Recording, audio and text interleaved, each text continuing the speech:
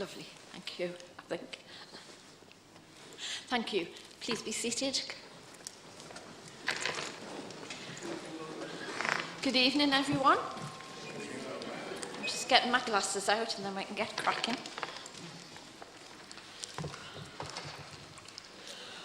Okay, can we start with apologies for absence, please? Thank you, Lord Mayor. We've had apologies from councillors Ainsley, Allen, Allison, Cott, Faulkner, Hindmarsh, Phillipson, Rahman, Shepherd, Jackie Schlesinger and Walker. Okay, thank you very much. Councillor Beecham, any further apologies? No. There's quite a few official announcements this evening, so I'm just going to work through them. On behalf of Council, I would like to pay tribute to Colin Morris, who passed away recently. Colin was an extremely effective independent chair of our Safeguarding Children's Board. In 2017, under his leadership, the Safeguarding Children's Board was rated good by Ofsted.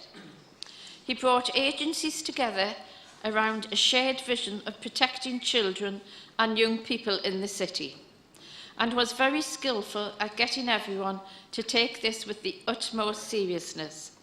Our thoughts and sympathies are with his family at this very sad time. Secondly, on behalf of the Council, I want to place on record our thanks to Michael Nixon, who has led the West End Food Bank for a number of years and has recently announced his retirement. As a city, we are really proud of the work of the staff and volunteers at the food bank in the West End. Their inclusion in the film I, Daniel Blake, raised awareness of their work in the city, and the collections at the home games of Newcastle United football matches demonstrates very powerfully the generosity of local people. I probably speak for all of us when I say how proud we are of the work of the food bank to ensure families do not go hungry.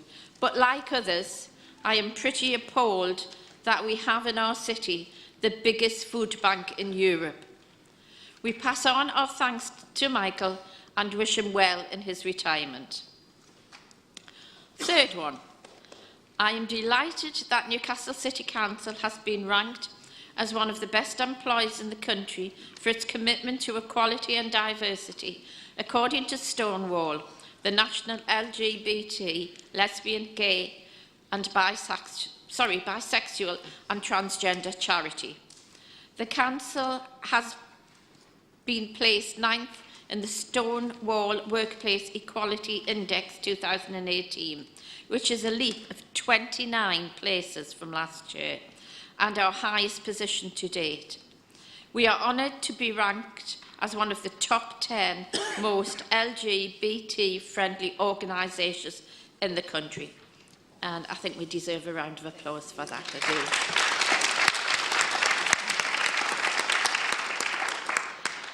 do. Fourth, I mentioned at the last meeting that events were being planned to commemorate yesterday's centenary of the Representation of the People Act, which gave some women the vote for the first time. Events are linked to International Women's Day on the 8th of March, and I hope female colleagues will join me for the 5K walk or run or cycle on that day. Active Newcastle are anticipating 1,500 women will take part in the fun event. I will be walking very slowly, so I'm sure there's a lot of people can come and keep me company. Finally, I have received a request to change the order of the Council agenda and to move item 12, the notice of motion regarding Aung San Suu Kyi, to the next item. I understand that the motion has cross-party support.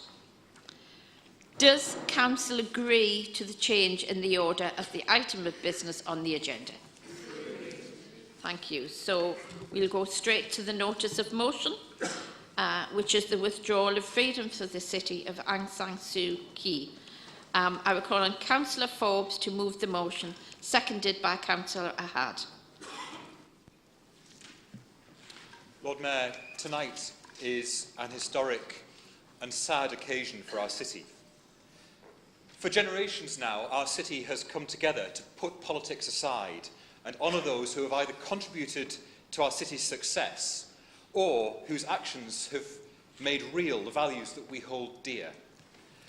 And if we agree that freedom of the city is about more than just saying nice words in a council chamber, then we also have to accept that guarding its worth comes with a continued responsibility on us all. It is with enormous sadness that I propose that Newcastle City Council removes from Aung San Suu Kyi the freedom of the city granted to her in 2011. The city was right to award her the honour in recognition of her fight for human rights in Myanmar. But since then, she has not shown the same resolve in protecting the human rights of millions of others. And tonight is about voice. It's a chance for our city to unite and send a clear message to someone who has refused to speak out while an entire people are driven from their homes. It's a chance for this council to add our voice to a growing international outrage at what is seen by many as a betrayal of hope. And it's a chance to show that we are serious when we say that Newcastle is a freedom city. Our voice must now be added to those who have refused to turn a blind eye to what has happened to the Rohingya Muslim communities. We can't all fail but to be moved to anger by the plight of those driven out of their homes. More than 650,000 people affected, driven not only from their homes, out of their country, and have seen their homes and villages burnt behind them. I want to pay tribute to those who have been involved in the North East Solidarity for Rohingya campaign. And there are many people in our city who I know have played a part, or who have friends, or who have contacts, or in some cases have visited the people affected by this awful tragedy. We're not alone as a city in condemning this violence. Dublin has removed freedom of the city, as have Glasgow and Oxford. Archbishop Desmond Tutu has published an open letter criticising Aung San Suu Kyi for her silence in the face of the refugee crisis, a price he said was surely too high to pay just to remain in office. Trade unions have spoken out. Unison have revoked her membership and the United Nations have described what has happened in Myanmar as textbook ethnic cleansing under her watch. They've talked about crimes against humanity and said that genocide cannot be ruled out. We know that Aung San Suu Kyi is only part of the problem. We know that the military in Myanmar is still all-powerful and that the people pay a brutal price for that. But this only reinforces the painful consequences of this once great lady remaining silent.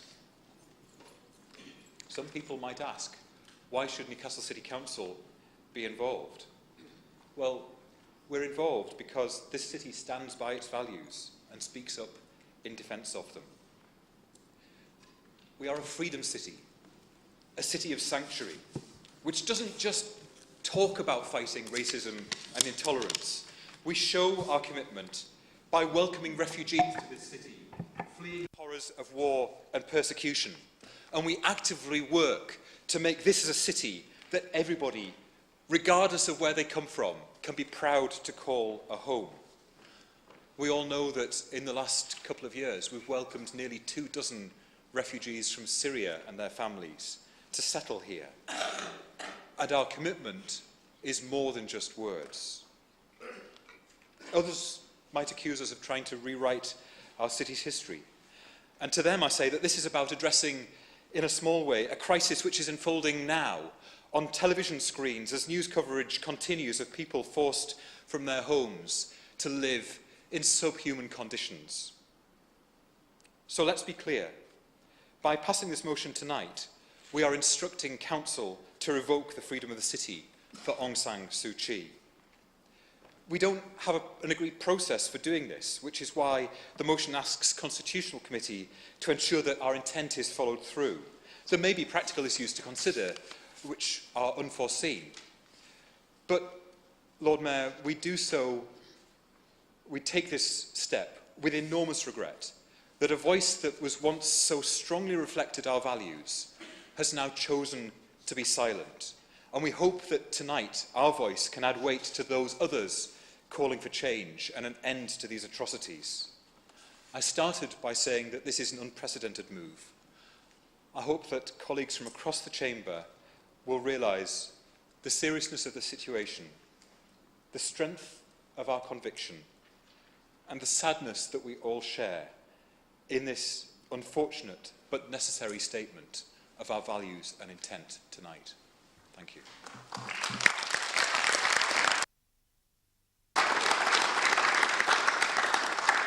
Councillor Ahad. Lord Mayor, thank you very much for the eloquent speech by Nick, and very rightly so. It's a sad occasion for the city when we have to remove freedom of city for a woman many of us admired. And just yesterday, we celebrated 100 years of when some women got to vote, where at a time where we should be promoting women, not just in this country, but throughout the world. There's not many women who are heroes, they are heroes, but not shown to the world. And I think Aung San Suu Kyi, for me, was a hero. But removing that is very sad, not just for myself, as Nick mentioned, for the city and the country. But we can't forget the past. We've seen what happened. We just commemorated the Holocaust at the end of January, where millions of Jews were massacred, where the likes of the Roma community, 200,000 Roma community, more than that, were destroyed, were killed. Nobody talks about. We're talking about disabled people and gay people who were demonized and killed. But this is happening again. It happened in the mid-90s in Srebrenica, when hundreds of thousands of people, not only Srebrenica, throughout Bosnia, where hundreds of thousands of people were massacred. And the sad reality is, every time there's a massacre against a minority community or the most vulnerable, they are looked upon or made to be the perpetrators, the bad people, the terrorists. It's sad. It's a sad situation. It's a sad world we live in. Some of us councillors, and I know some of them will be speaking in a bit, we went to the Rohingya camps last year in Bangladesh. And I've been to many conflict zones and I have not seen anything like this. Children witnessed their parents getting murdered, burnt alive. Children witnessing their mothers being raped. Think about it. We will go to bed tonight happy. But these children in Rohingya, these elderly, these women who have not got any rights or any voice, we need to contemplate about those people. And this is a sad world we live in. We do not want to remove Aung San Suu Kyi, the freedom of city, but we have to because we want her to understand that we are not going to stand by and say nothing. And finally, it is our duty as human beings to support this motion. Because tomorrow we might not be councillors, but at least we can say we did our bit. Tonight we can go to sleep and we can say we tried. We might not change the world overnight, but at least we tried. And I'd like to finish with the quote by Anne Frank. What is done cannot be undone, but one can prevent it happening again. Thank you very much, Lord Mayor.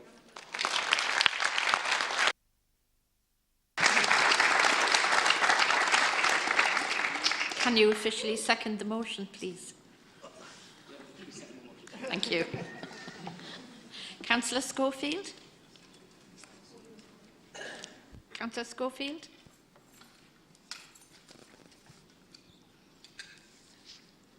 Thank you, Lord Mayor. I wish to support the motion before us tonight to recommend to the removal of the honour of freedom of the city from Aung San Suu Kyi that was bestowed on her in 2011. It is one of the highest honours that our city can give to an individual or group. I do so with regret, and I agree with Councillor Hadd, with sadness as we celebrate and mark and promote women in our own country and across the world today. But the reasons for the honour, in my view, are no longer valid. And in supporting this motion, we're adding our voices to others across the world, calling for justice for the Rohingya people of Myanmar until 1989 Burma. It also demonstrates to the Rohingya people our belief that as a council, their plight as Rohingyas and other people suffering oppression is not just about them as refugees. We are a city of sanctuary, and it is also about us as living in the city. And it is our recognition of the shared humanity we have with them and all people across the world. I support this motion with the full understanding of the gravity of the proposal and the need for us to debate it thoughtfully and with integrity to come to a decision. I have to acknowledge that I've never been forced to make the terrible choices that tear away the fabric of my life, and so I stand in awe at the harrowing personal sacrifices made by Aung San Suu Kyi in her struggles for pro-democracy in Myanmar. But the personal cost to her is not in doubt. We're here to make a judgment on whether, within the Newcastle Constitutional Committee guidelines, she has met our assessment that as a leader and lawmaker in Myanmar, she is still worthy of the honour of the freedom of our city. The majority of Rohingya people in the Rakhine state of Myanmar have lived there for 8 centuries. Most are Muslim, but there's a strong group of Hindu men, women and children who are also trying to escape the violence and persecution from the brutal regime. They have all been denied citizenship of Myanmar, and that is a terrible denial, human denial.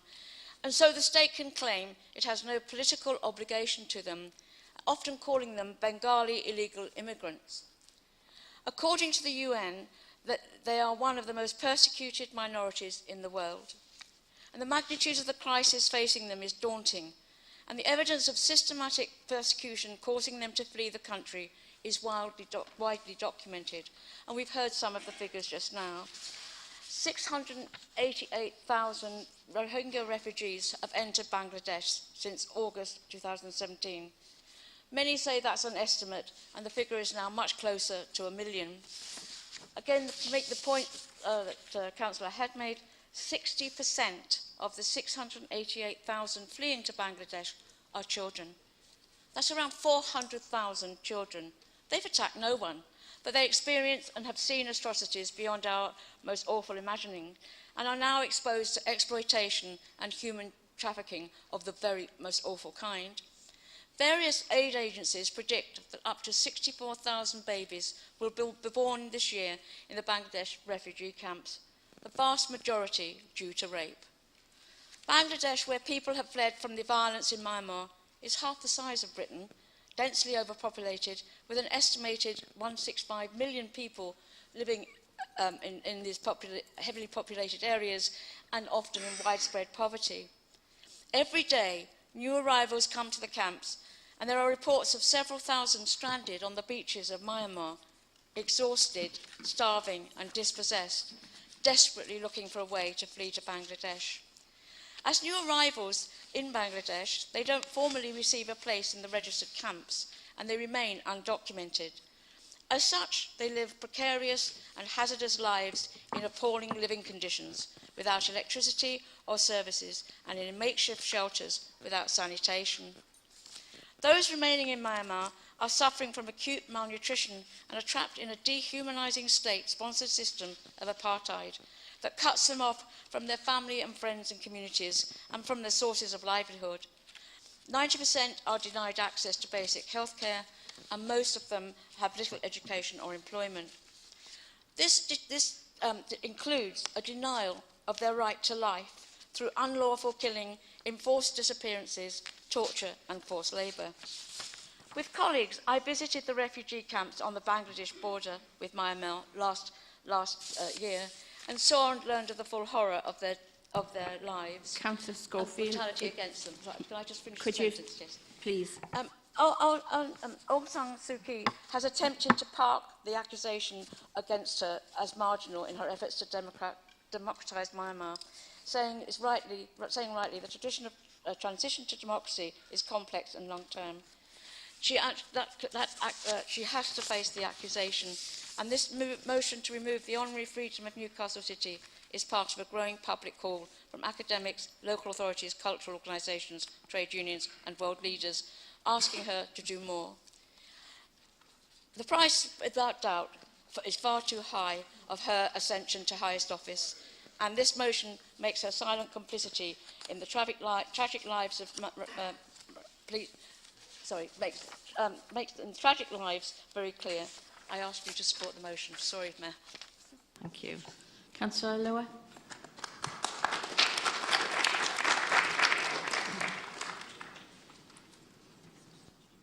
Thank you, Lord Mayor.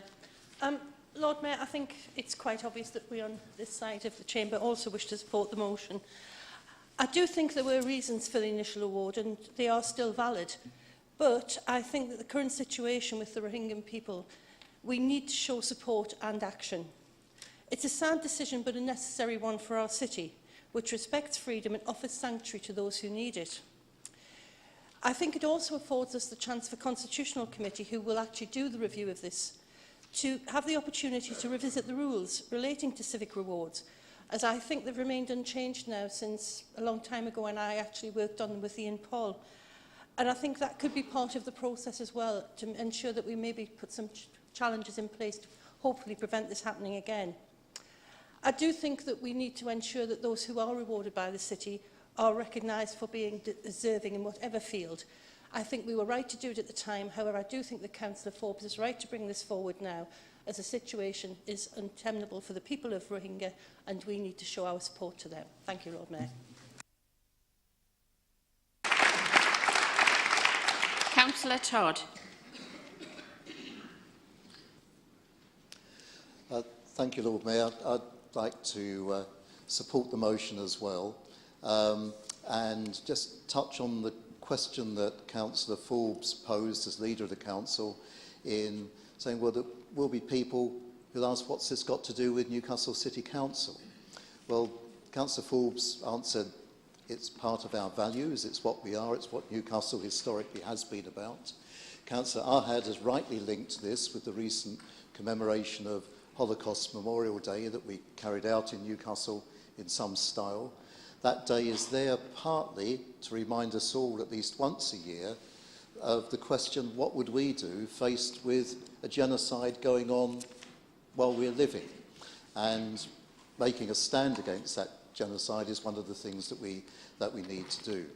The other thing it has to do with Newcastle is the fact that a significant part of the city's population who contribute richly to the city's life, the Bangladeshi community, with whom I've had many friends now for over 30 years, feel so deeply about what is happening to the Rohingya people and the impact that is having also on Bangladesh itself.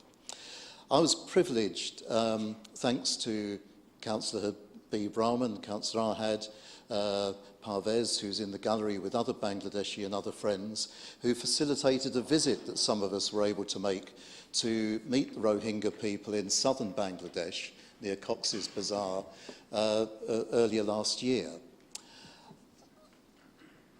It was terrible to see the conditions that people were living in. And bear in mind, this is before what happened over the summer and the second half of the year, when hundreds and hundreds of thousands of additional people have become refugees. But what we saw and met were people who had spent 20, 25 or more years living in really mud hovels to be swept away by the rain when it comes, places without proper sanitation, without social or other facilities. And you couldn't, as a human being, turn your back on that and not do nothing. And so I'd like to commend the Bangladeshi community and other communities, but led by the Rohingya campaign in the North East, for the work they've done to keep up the effort to support the refugees, but above all, to make this a political issue in Britain. to gain the support of our MPs. What can we do? Well, we can give money, we can give help, but as members of political parties, we need to make sure that our political parties nationally raise these issues and put Britain in the right relationship with what is happening in Myanmar and Bangladesh, and to give support to the Bangladeshi people and their government in trying to cope with this horrendous crisis. I'm sure all here tonight will do that. Thank you.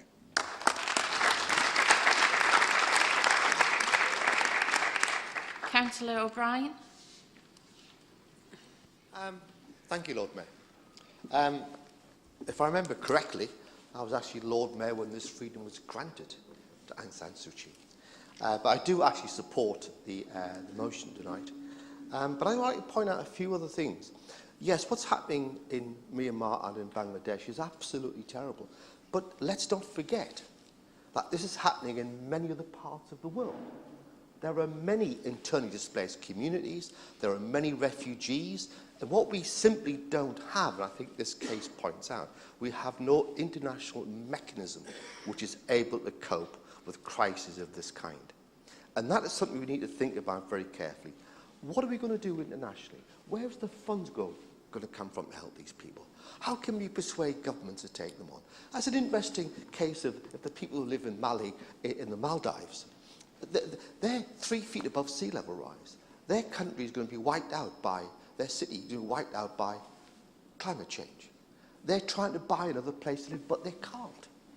There are many communities facing all sorts of threats, and we really need to think on a global level as how we're going to deal with this. Unfortunately, I believe the United Nations and its humanitarian organisations are really quite weak, and that's where we need to think about what can we do to strengthen them. Thank you, Lord Mayor. Councillor Avery.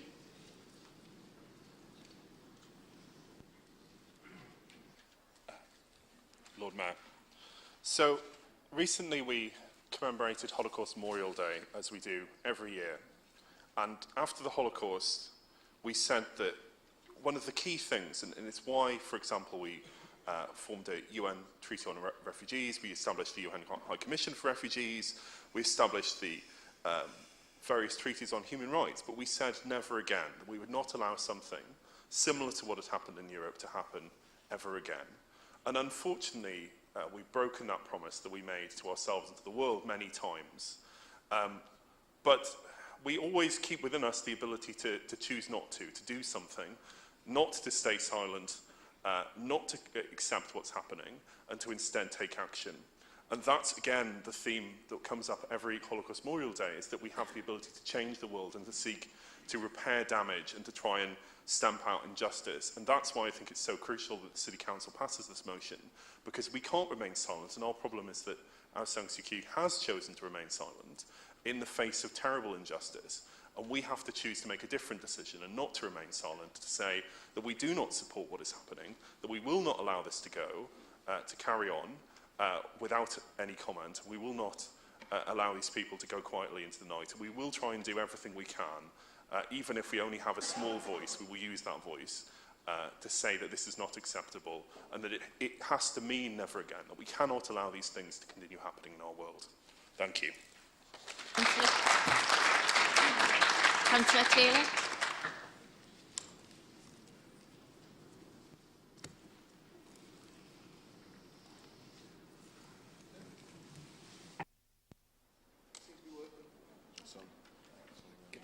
Okay, thanks.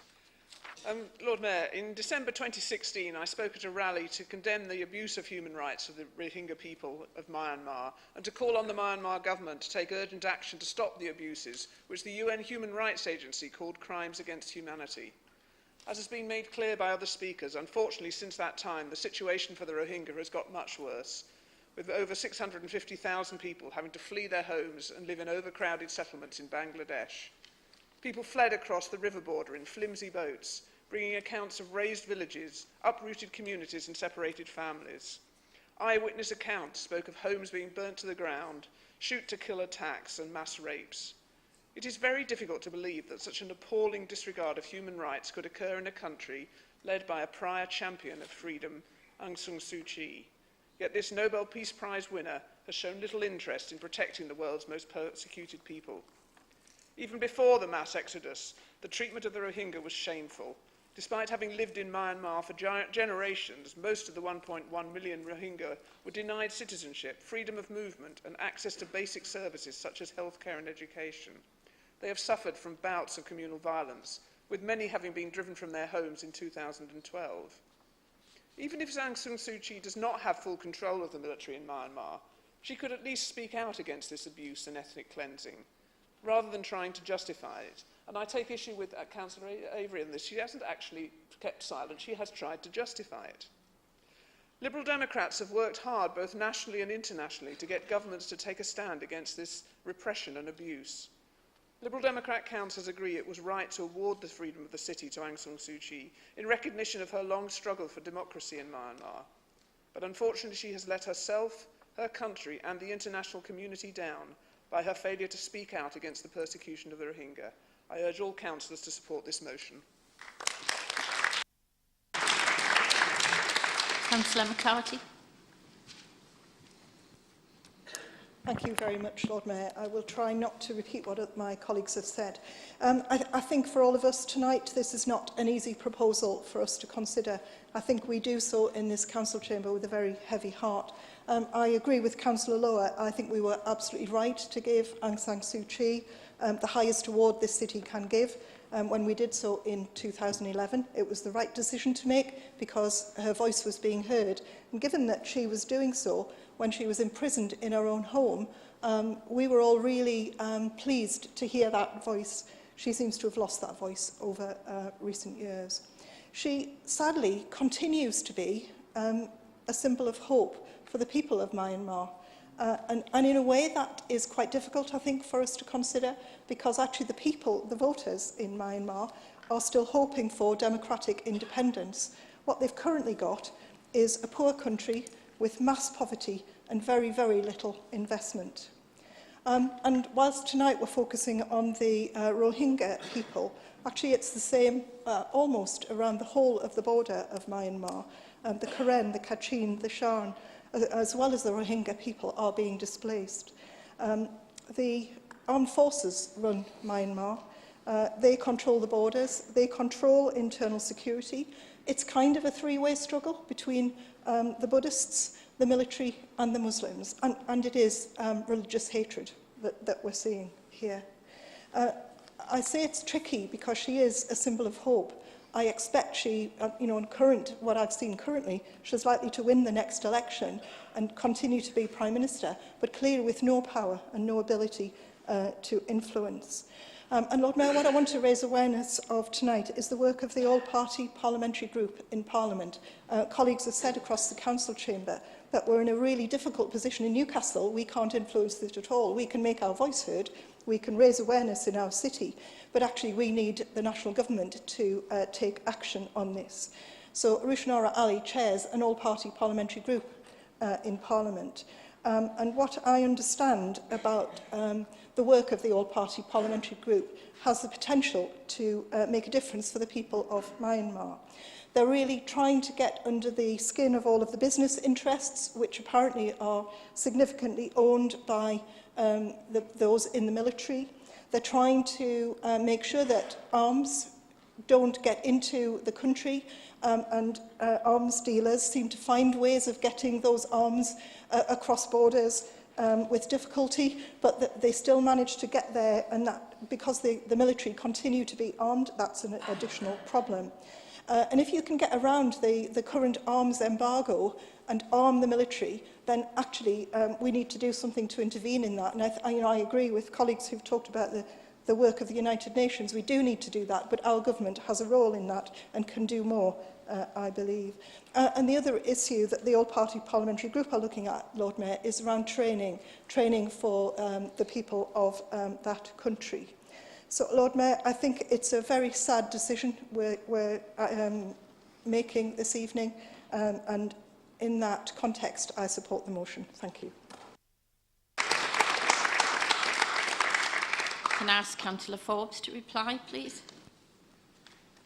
Lord Mayor, normally when we consider freedom of the city, and debate it in this chamber, we do so with joy and with a sense of pride. Tonight, there is no sense of triumphalism in the council chamber. There is no sense of joy. We are united in our condemnation and in our sorrow that this has come to pass. I have a very vivid memory of watching one of the television reports of the Rohingya refugees, which starts with a picture of a little girl stood in the mud, and the camera starts to pan backwards, and you see that the little girl is stood in the mud next to a tent. And as the camera pans back further, you see that the tent is just one of many tents. And then you see that the tent is halfway up a hillside, a muddy hillside. And then you realise that that hillside is one of many hillsides. And the tents and the people stretch as far as the eye can see. And it's a haunting visual image of the dreadful situation that these thousands of our fellow human beings find themselves in today. And as many people have said in the council chamber, this is not something which feels remote and distant and happening in a part of the world where we have no connections. This is a part of the world where we have, living in our city, friends and family of those affected, and friends and family from the Bangladeshi community who have done so much to try to raise money to help their fellow Muslims in their time of need. The motion poses some serious questions for our own government. Why is it that arms are still exported from this country and find their way into this military dictatorship? I think there are some serious questions about our foreign policy too here. But tonight, this is about us standing shoulder to shoulder with those affected communities. We're in the business of humankind. John Donne said, "No man is an island entire of itself. Every man is a piece of the continent, a part of the main." And what we're doing tonight is showing that we stand in solidarity with all those affected, and that we uphold our values by guarding them, by making sure that when we award freedom of the city, we do it for the right reasons, but also, for the first time, when we take away freedom of the city, we do it for the right reasons. And I hope, Lord Mayor, that the interest in this goes beyond this room and those here tonight as part of this debate, and that people will see that this city, this council, our communities are united in our condemnation and part of a growing international movement to try to bring about change and alleviate suffering. Thank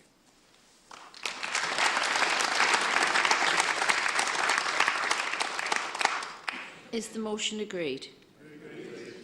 Thank you very much. We are now moving on to the minutes of the last meeting. Can we agree these as a true record? Any matters arising? Okay, fine. Correspondence. Does Council agree to receive the letter from the Department of Transport? Agreed. Thank you. Petitions. We have one petition this month. Can I call on Councillor Kane to present the motion? Thank you, Lord Mayor. Petition's been signed by about 230 odd people, and it says, "We, the undersigned residents of Newcastle upon Tyne, call on the Labour administration at the City Council to abandon their proposal to hand the management of the city's parks over to a trust on the following grounds. Management by a trust will remove essential democratic accountability for green spaces. This loss of accountability could lead to over-commercialisation of parks. The draft business plan developed for the trust is based on many dubious assumptions and unrealistic financial projections. None of the income opportunities identified in that business plan actually require the formation of a trust. And lastly, the other councils who have considered the Parks Trust model have abandoned the idea." Thank you, Lord Mayor. Thank you. Councillor McGuinness to reply. Thank you, Lord Mayor, and thank you, Councillor Kane, for this petition signed by 230 odd people against plans to save the parks in this city from the impact of ongoing austerity. To briefly address the points raised, I want to say very clearly that this new model keeps these civic assets in public hands.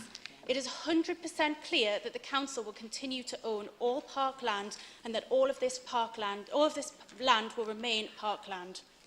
The trust will be established for the public benefit. Our vast public consultation, one of the biggest the council has ever undertaken, took the views of over 4,000 residents and shaped our response, including the purpose of the charitable trust and the charitable objectives, which will be written into law and cannot be altered according to our lease. Not only will the council remain the landowner, but will have councillors on the board, including the vice chair, and council will receive an annual report from the trust. This trust will be set up to serve the specific needs of Newcastle, to preserve our parks for the future and to grow the use of our parks in this city. The people of our city love their parks, and all of this process has told us that again and again, and they deserve to continue to have great parks in this city. I want to directly address concerns about the financial model. Our model, a thoroughly considered financial model that has been subject to both internal and external scrutiny. I want to draw attention to the suggestion of our opposition. They'd have us abandon this process with no plan and no alternative. Abandoning these plans and hoping we can somehow get by cut after cut, continuing to denigrate our parks estate, is not just dubious, but it's a far, far greater risk to our parks. That would be burying our head in the sand and hoping it all goes away, and that is not what this council is about. I am certain that current and future generations would never forgive us for letting our parks suffer and for closing the gates when we had another option in a way to bring in the vital income that's needed to sustain our parks. Establishing this trust is innovative. We will be the first, and it's vital that we take action and do this. An in-house model, as suggested, has simply too many limitations, which we have discussed at length. The council simply does not have access to the alternative funding streams that could benefit our parks. Our parks are so important to this city, despite not being a statutory service. In our trust, income gained from the parks, in the parks, is spent on the parks. In-house, we'd have to spend this income on our statutory services to the detriment of our parks estate. By 2020, this city will have lost some £283 million to our overall budget because of cuts to our central government funding under Tories and the Lib Dem Tory coalition. To assume and to publicise that we could preserve and grow our parks without looking at new ways of working is both hopeless and misleading. There simply is not the money to do that. These cuts have hit our city and continue to do so. The only option is to look again at how we function and how we do things differently. That's what this plan for our parks does. We've got to get on with it. We need to complete our recruitment for a chair and a board, and we need to get this trust up and running. If people want to know more about this, we've got 4 public feedback sessions coming up. Jesmond Dean Visitor Centre on Saturday the 10th of February at 12 o'clock. Nunsmoor Centre, Monday the 12th of February at 7 o'clock. The Civic Centre, Tuesday the 13th of February at 7 o'clock. And there's an allotment session also at the Civic on Saturday the 24th of February at 12 o'clock. So thank you very much for the petition, and that's the response. Thanks.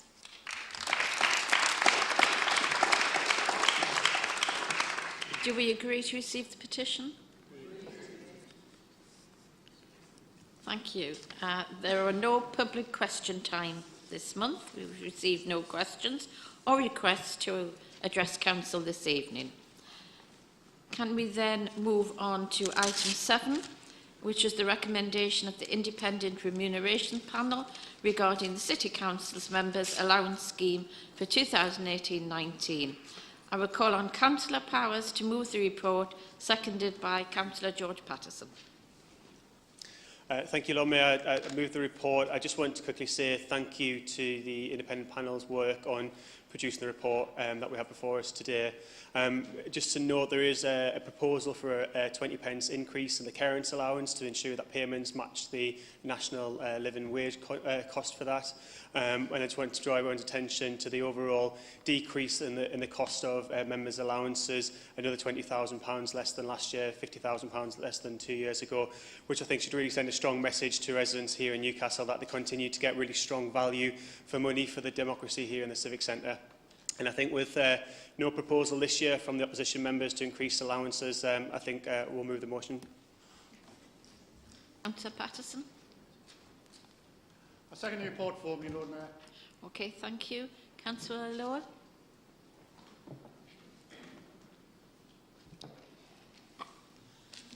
Thank you, Lord Mayor. Just to say that we do... Sorry, I'm going to sneeze. Sorry, Lord Mayor. It's not going to go away. I don't want my nose to bleed, that's why I'm not breathing, sorry. Okay. Thank you, Lord Mayor. Yes, I mean, we support the recommendation that's being made. The only thing I am concerned is that I do think it's time that we maybe lobbied through the LGA that members' allowances were taking out the hands of the actual members themselves, and we had a national scheme as they have in Wales. And I hope that we bear this in mind next year when there are no elections and we keep to this promise of no rise in members' allowance. Thank you. Does Council agree the recommendations are set out in the report? Oh, sorry. Councillor Power has the right to reply if he... No? Yes? No? Thank you. Sorry. Does Council agree the recommendation? Yeah. Okay. Right, we now have the Adult Social Care Local Account. Can I call on Councillor Kilgour to introduce the report? And can I just mention that there will be no more than 6 members permitted to speak in addition to the mover and seconder. And also Councillor Kilgour will have the right to reply. Councillor Kilgour. Thank you, Lord Mayor. Can I just say how fitting it is that during a week when we celebrate the centenary of some women getting the vote, that our meeting tonight is chaired by the first daughter of a female Lord Mayor to then become Lord Mayor herself, following, of course, Councillor Stevenson last year as the first daughter of a male former Lord Mayor to become Lord Mayor of our wonderful city. We're very proud of both of you. I'm very pleased to present the Adult Social Care Account for 2016-17 to Council tonight. As colleagues know, every local authority is required to publish an annual local account, and ours has been designed to be accessible to service users. Earlier drafts of the report were seen by Health Scrutiny Committee and by Health Watch. Their very helpful comments and suggestions have, where time constraints have allowed, been incorporated into the final version in front of you tonight. We will endeavour to include other suggestions in next year's report where possible. This is the third local account I've presented to Council, and on both previous occasions I warned that such high satisfaction rates were unlikely to be maintained in the context of 7 years of relentless and swinging cuts by the Tory government to both this Council and to the wider public sector. Our colleagues in the community and voluntary sector are also feeling the effects of austerity, and individual residents have been hit by welfare reform. It's hardly surprising, therefore, that some figures have dropped, albeit in most cases by a very small percentage. And I would, of course, remind colleagues that many of the questions the survey asks are perception-based, and the information gathered doesn't solely reflect the performance of council services. Nor is it surprising that, having seen cuts and cost pressures of £253 million to this council's budget, with £48 million of that cuts to adult social care, that, as Health Watch point out, there have been reductions in the support people receive as we apply criteria more stringently. However, in the face of the cuts I've just described, this really shouldn't come as a surprise to anyone. What may be surprising, then, is that 84% of respondents told us that services made them feel safe and secure, a 4% increase on last year, and that 94% told us that their quality of life had improved as a result of the care and support they received, 2% more than last year. That a large and increasing percentage of people feel safe, secure, and that their quality of life has improved demonstrates the positive impact our services have on our residents' lives. While adult social care services may not be the most visible of services to the majority of our residents, they are amongst our most important responsibilities. And it is reassuring to know that when people do need our help and support, the Council and our partners are still able to provide good quality, short and long-term support for eligible residents. I'll leave it there, Lord Mayor. Happy to take questions. Very much. Councillor Avery. Thank you, Lord Mayor. I think it's also worth reflecting this week, as Karen did, that we are in the 100th anniversary of the beginning of female suffrage, that one of the reasons that the care sector is so both underpaid and under-recognised is that it is a sector dominated by female workers, and that sexism still continues to be a problem in our city. While I don't think it rises in our country, while I don't think it rises to the stage with declarable interest, I should point out that I was, for quite a long period, a part-time and then a full-time carer, and my mum is currently a resident of one of our city's supported care homes. And I would join what Karen said about the fantastic work done by so many people who are frequently paid really derisory amounts in comparison to what they could be earning in other places, but doing a phenomenal job that's incredibly important. What I'd like to ask about is a group of people who are frequently paid even less or sometimes not at all, and that is carers. So who do a really critical job looking after their loved ones in really difficult circumstances, and without whom the council would be simply unable to look after the people who we would need to look after. And they do a huge amount of work at nights and at weekends in trying circumstances, which is incredibly important. So if the Cabinet Member could say a little bit more about what we're doing to support carers. Thank you. Councillor Schofield.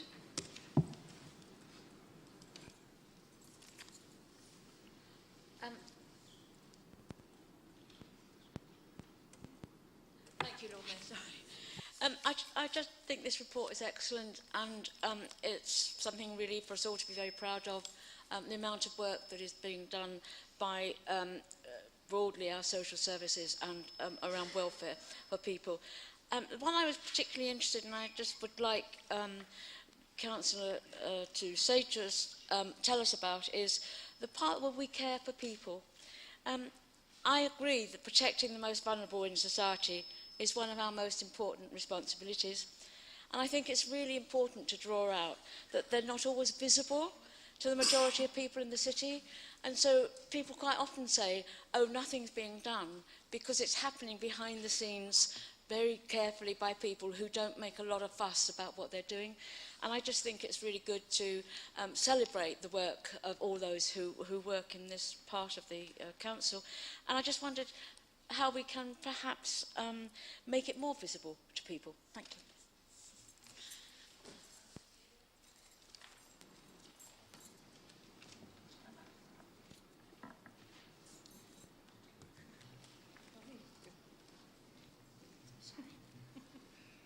Thank you, Lord Mayor. I think this is a very well presented report. It's got a lot of useful information in it. I do share Health Watch's concern that the supplementary fact sheets have been missed out, which I think were very useful last year, and I hope that they'll be put back in future. But they also make a number of other comments in their reply to the account.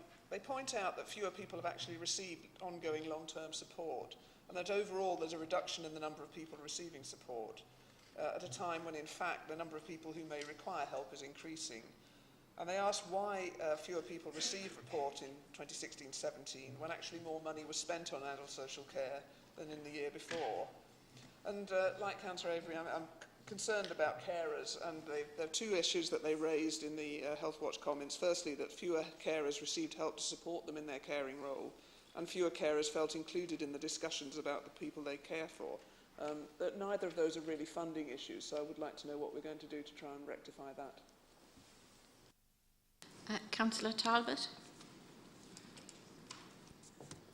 Thank you, Lord Mayor. I think it was a really interesting and informative report, and given the swinging cuts that Karen mentioned in her introduction, I'm surprised it's as positive as it is, really, which shows a testament really to the people who work in that sector to manage what they're doing with so few resources and so many taken away from them. But my question is around the working city part of the report, which talks about how we help people into supported employment, which is identified as hugely important in improving people's quality of life. So I wondered if you could explain a bit more about this, and maybe how people with a disability or mental health issue are actually supported into work. Thank you. Thank you. Councillor Raymond. Thank you, Lord Mayor, and thanks to Councillor Kilgour for the report. The comments from Health Watch are, as Councillor Taylor points out, a little troubling in several areas and on several levels, actually. In addition to the points that Councillor Taylor made, they also identified that compared to the previous year, fewer people said that their home was clean and comfortable. Fewer people said they were extremely or very satisfied with their care. Fewer people said that the care and support services help with control over daily life. and fewer people got support or qualifications through the supported employment service. So really, what message does Councillor Kilgour have for those service users whose genuine perception through this report and through Health Watch's work is of a lower quality service that's doing less for them, and what's happening to turn this around? Thank you, Lord Mayor. Sorry. Councillor Bowman. Thank you, Lord Mayor. First, I'd just like to thank Councillor Kilgour and her officers for presenting a very clear and well laid out report. The information was presented in a very accessible and interesting way, especially using the case histories and the graphics.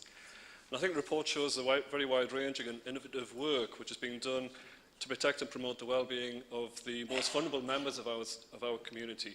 And these very often are people who are at the very sharp end of the government's vicious austerity policies over the past 7 years. And I think all credit has to go to the city's over 800 social care staff who are working to protect these people in the most difficult of circumstances. The particular question I have for Councillor Kilgour relates to the key area of a working city, which is on page 46 of the bundle of papers. And in this section, quite rightly, work is highlighted as playing a pivotal role in defining an individual's quality of life and their status. And I think I've got, particularly in connection with people with long-term mental health problems, there was a TUC report which came out last year which showed that 80% of people with long-term mental health conditions are not in employment, which is a shocking statistic. So I think the work being done by the Council to improve access to employment for people such as people with long-term mental health conditions is to be commended. What I would like to ask is Councillor Kilgour if she has any ideas about how we can develop further these projects. And I think bearing in mind two opportunities which there may be or which we can maybe utilise. First is the fact of the devolution package, or the proposed devolution package, because I think there's an element in that which does relate to skills and opportunities for training for people with long-term health problems. How we can maybe make best use of that. And secondly, the fact that last year we saw in the city many of the major employers in the city now signing up to the Mental Health Challenge Time to Pledge, which is about challenging the barrier of stigma which many people with long-term mental health problems face in accessing employment. Newcastle City Council also signed up to that in October of last year. So I'd be interested to know how what best Councillor Kilgour thinks we can do to make use of those two opportunities. Thanks. Okay, thank you. Councillor Huddart.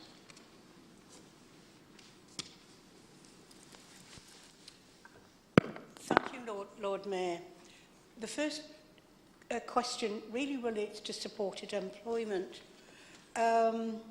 Because recently hundreds of young people who were attending apprenticeship courses have been left adrift following the collapse of Carillion. And requests have been made to offer places to these youngsters. And I wondered if, in your capacity, you had been able to offer and make a step in and help out with this at all.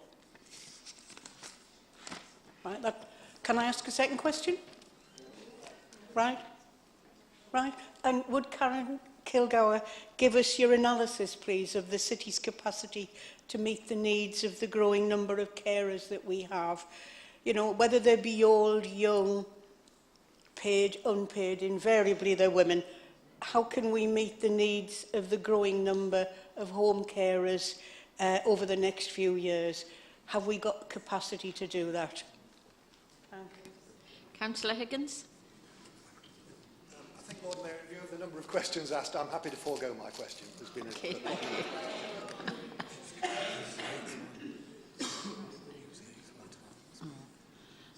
Councillor Kilgour.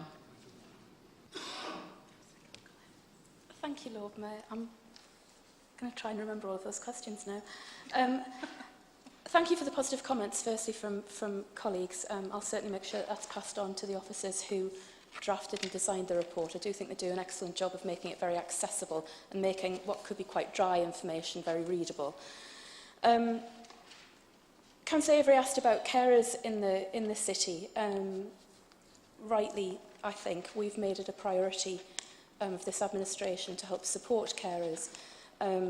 I'll come into it when I introduce my annual report. But one of the things that we've tried to do is look to see how we can use additional monies that are coming into the council to prevent cuts that we were proposing making to carers and to strengthen a support fund that's available to carers. We appreciate that carers not only have a very difficult job to do, which they do because they love the person that they're caring for, but also that they actually save the country literally billions of pounds. And the very least we can do is support people to keep their loved one at home for as long as possible.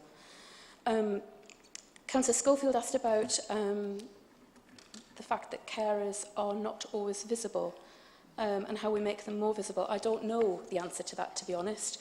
I think we're doing the best that we can as an authority to bring adult social care as a whole to the forefront and to make elements of that, including carers, more visible generally so that they get the support that they deserve, but also that some of our residents understand what their council tax is spent on. I think one of the things that the Carers Centre, who were outside the chamber earlier, one of the things that they do is around carers, awards for carers. They have a carers ceremony every year, which is reported quite widely, the Chronicle report on it. Our own comms team do a great job in supporting that. And that certainly is a very good way of promoting not just those people who carry out the caring, but the people who have supported them in that role. So that's possibly one way. Sorry, I'm trying to read my writing. Councillor Taylor, I think, also asked about carers, as did Councillor Remond. I think the comments that Councillor Taylor and Councillor Remond made around the reduction in the figures, I covered all of that in my actual speech. As I said, it's not surprising that we've seen cuts. We've cut the budget, unfortunately, by £48 million over the last 7 years. That will inevitably have an impact. It has to. The fact that we're seeing very small reductions in some of those numbers is actually testament to just how fantastic our social care staff are. Not only our own staff, but staff that work for organisations that we commission. Councillor Bowman asked about devolution. Yes, I agree entirely. I think I think that probably falls into my colleague Councillor Casey's remit more than mine, but I do think it's an absolutely fantastic opportunity and one that we'd want to pursue, and perhaps is an area of joint work that we can look at in future. Councillor Huddart asked about supported employment and apprenticeships. Actually, I think, again, that's not something that social care would cover unless those people had a social care need. I think the government's made a commitment of some sort to those apprentices anyway, but certainly I'm sure as an authority, and again, that would be, I think would fall into the remit of Councillor Casey, I'm sure it's something that we will be looking to supporting those young people with as best we can. Councillor Talbot asked about the numbers of, asked about adults with disabilities and mental health who were supported into work and volunteering. I think it's an incredibly important piece of work. I know the figures look quite small. I know Councillor Taylor has raised this in the past about how relatively small the figures look. There has been a drop this year, which is disappointing, but I would point out that the figure isn't a cumulative figure, but is indicative of numbers of kind of new people supported each year, and nor does the figure reflect the number of people who've been supported into the workplace by other partners in the city, which I think is quite a significant number also. I think the Foodworks Coffee Cart, the case study, which is in the report, is a brilliant example of how we've supported 3 young people into employment. And if colleagues haven't sampled the coffee or sandwiches yet, I can thoroughly recommend it to them. I think I've covered everyone's questions. If I haven't, please do let me know and I'll get back to you. To sum up, if I may, Lord Mayor, the report rightly highlights that in some areas there was a drop in 2016-17, as members have highlighted, both in numbers of the people who were supported and in how they felt. This is, of course, disappointing, although in my view, an inevitable consequence of a sustained attack on local government finance from central government. However, 91% of respondents told us they were satisfied, very satisfied, or extremely satisfied with the care they received. We still, despite millions of pounds cut from the adult social care budgets, supported 4,979 people with long-term care. 2,033 people received short-term care through our fantastic reablement service. 3,343 people aged over 65. 2,327 people who needed support because of a physical disability, and 944 adults with a learning disability, all supported last year. These are significant numbers, but more importantly, they're people, our residents. who, despite the worst of Tory government cuts, this council, this administration, will continue to support to live with dignity in our city. I recommend the report to Council, Lord Mayor.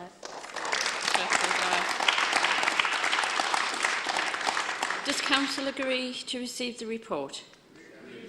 Okay. We now move on to item 9, questions by members. We have received 5 questions marked for written reply. These, with the responses, have been circulated and are also displayed in the foyer. Can we now move on to Cabinet Member reports? Before we start with the 2 Cabinet Members' reports, can I remind members to be to the point in their questions, please?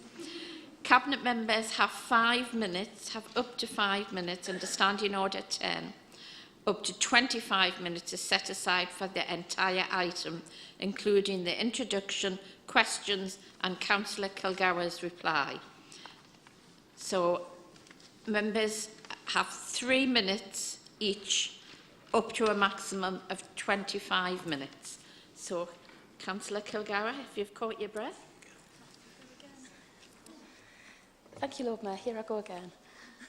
Before I introduce the report, I'd like to once again thank and place on record my appreciation of our dedicated staff teams for all that they do, and thank officers for their help in writing the report. I'd also like to thank Health Scrutiny Committee for their discussion of the first draft of the report.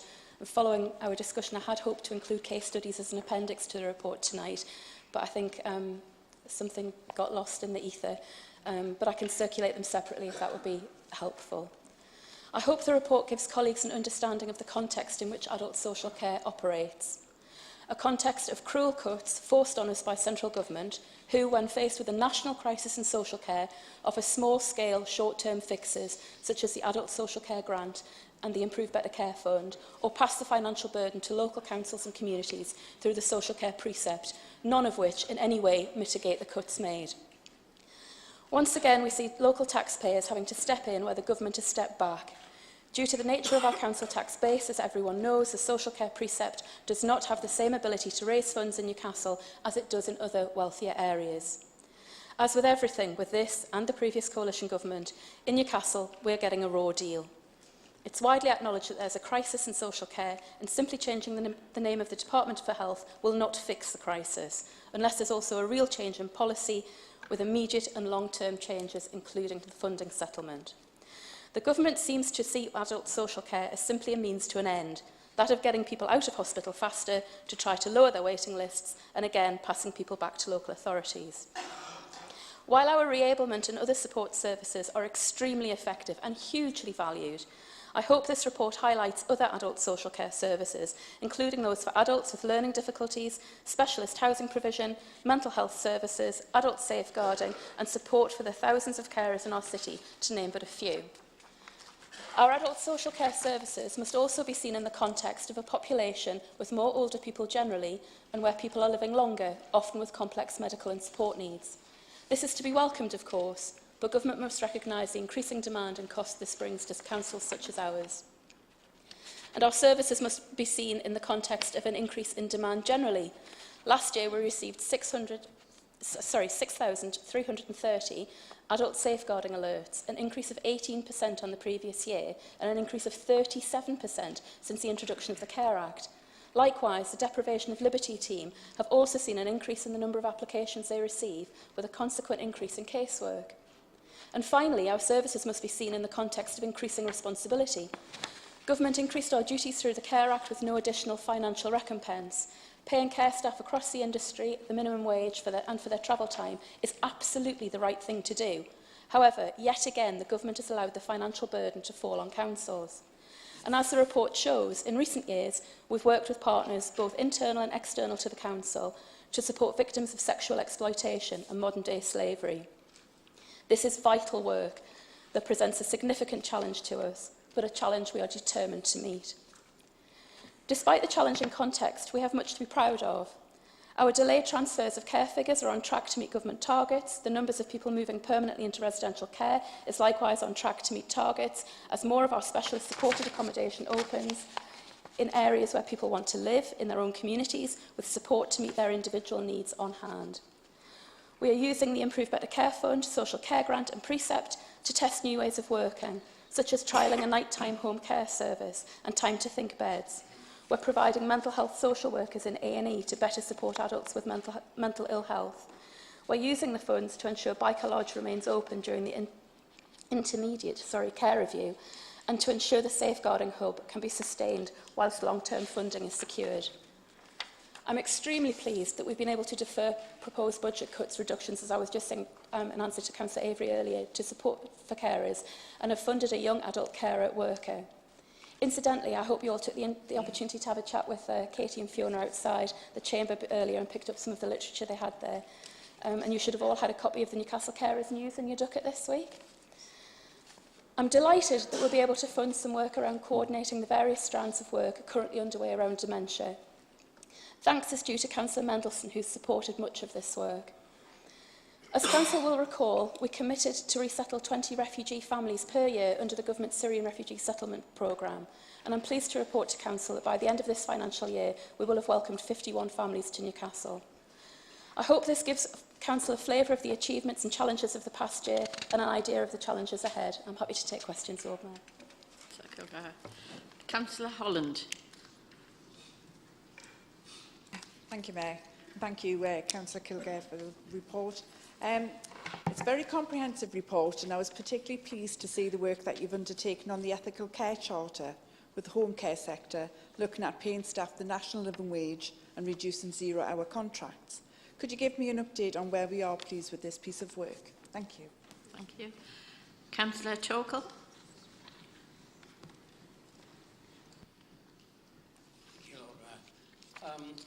Figures for cost pressures in the service at the bottom of page 57 are really worrying. How's the Council coping with that? Thank you. Councillor Taylor. Thank you, Lord Mayor. I've just got 4 brief questions. You talk about reshaping the reablement offer, and I just wondered how that was going to be improved for the future, what was planned there. Secondly, it's very important, obviously, to have good quality care homes. And the report states that the care homes are monitored on an annual basis with the Council's quality standard framework toolkit designed to promote service improvement. I just wondered if there were any problems identified. Obviously, the care homes are struggling as well as the Council. And do we have any concerns about any of the care homes in our city? And your ideas for next year. You talk about developing the community living network with keyring for people with less complex needs. And again, I just wondered if you could clarify exactly what that's going to involve. And finally, on asylum, and as we've said before, we're very proud to be a city of sanctuary. And I wondered, those coming to Newcastle who haven't yet had their claims looked at, do we know how many have been successful? And there's been a lot of publicity recently about people who've been in the country since they were children who are at risk of being deported because they haven't got the right paperwork, and I wondered if we'd had any cases like that locally.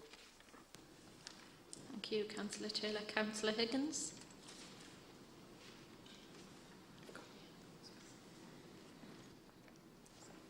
On the screen, yeah. On the screen, yeah. Colleagues will know of my of the high priority I give to our duty of care towards our frontline social workers, partly because of a family interest, partly because I've worked with social workers and I understand all the pressures that they face. And of course what we have is a 37% increase in referrals to adult social care since 2014. There are some very helpful comments in the report about the success of our multi-agency team, our MASH team that's been set up, and I think that we are sort of setting an example for other local authorities and the success of that. But I particularly also want to draw attention to the award that was received by our hub team, our multi-agency hub team, that was set up in relation to dealing with sexual exploitation following Operation Sanctuary. I hope that colleagues are aware of this, that they won a national award in terms of social work. And I think that because our social workers, that their successes quite often go unrecognised. First of all, I would ask the Cabinet member if she can just comment on the future sustainability of these successful projects, bearing in mind the cost pressures that we're facing and the resource pressures, which are quite difficult at the present time, but also whether she would consider inviting these social workers along to Council so that we can officially recognise and acknowledge the tremendous success that they've had in their work. Councillor Avery. I wasn't intending to speak, but just something caught my attention. With just every time cases come out involving modern slavery and human trafficking and sexual abuse, various government ministers make mealy-mouthed public statements where they say they'll leave no stone unturned, they'll do absolutely everything, there's zero tolerance, they'll do everything they can to support victims. Does the Cabinet member then agree with me that it's appalling that this is not translated into either A, funding for a pay rise for those workers, particularly social workers, but also money for this council that's been doing fantastic work without any additional government funding, without the sorts of things that were talked about, and that we really need to bring severe criticism to the government that it is not translating their rhetoric of zero tolerance for sexual abuse to real action in properly funding councils, in doing the hard work of dealing with this, and properly funding those people who experience trauma because their work is so difficult. The social work is doing incredibly difficult work that they're not being recognised by the government and not being properly funded to get a real pay rise. Thank you, Councillor Avery. Councillor Haddad.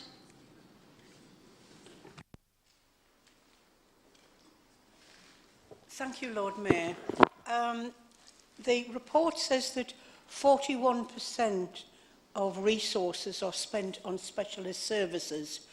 I wondered how many of these were out of area services, and if you could say a little bit more about the type of care that we might be buying in under specialists. Thank you. Councillor Stevenson. Hazel Stevenson. Thank you, Lord Mayor. Councillor Kilgour, can I thank you for a very informative report. You've had a busy night tonight.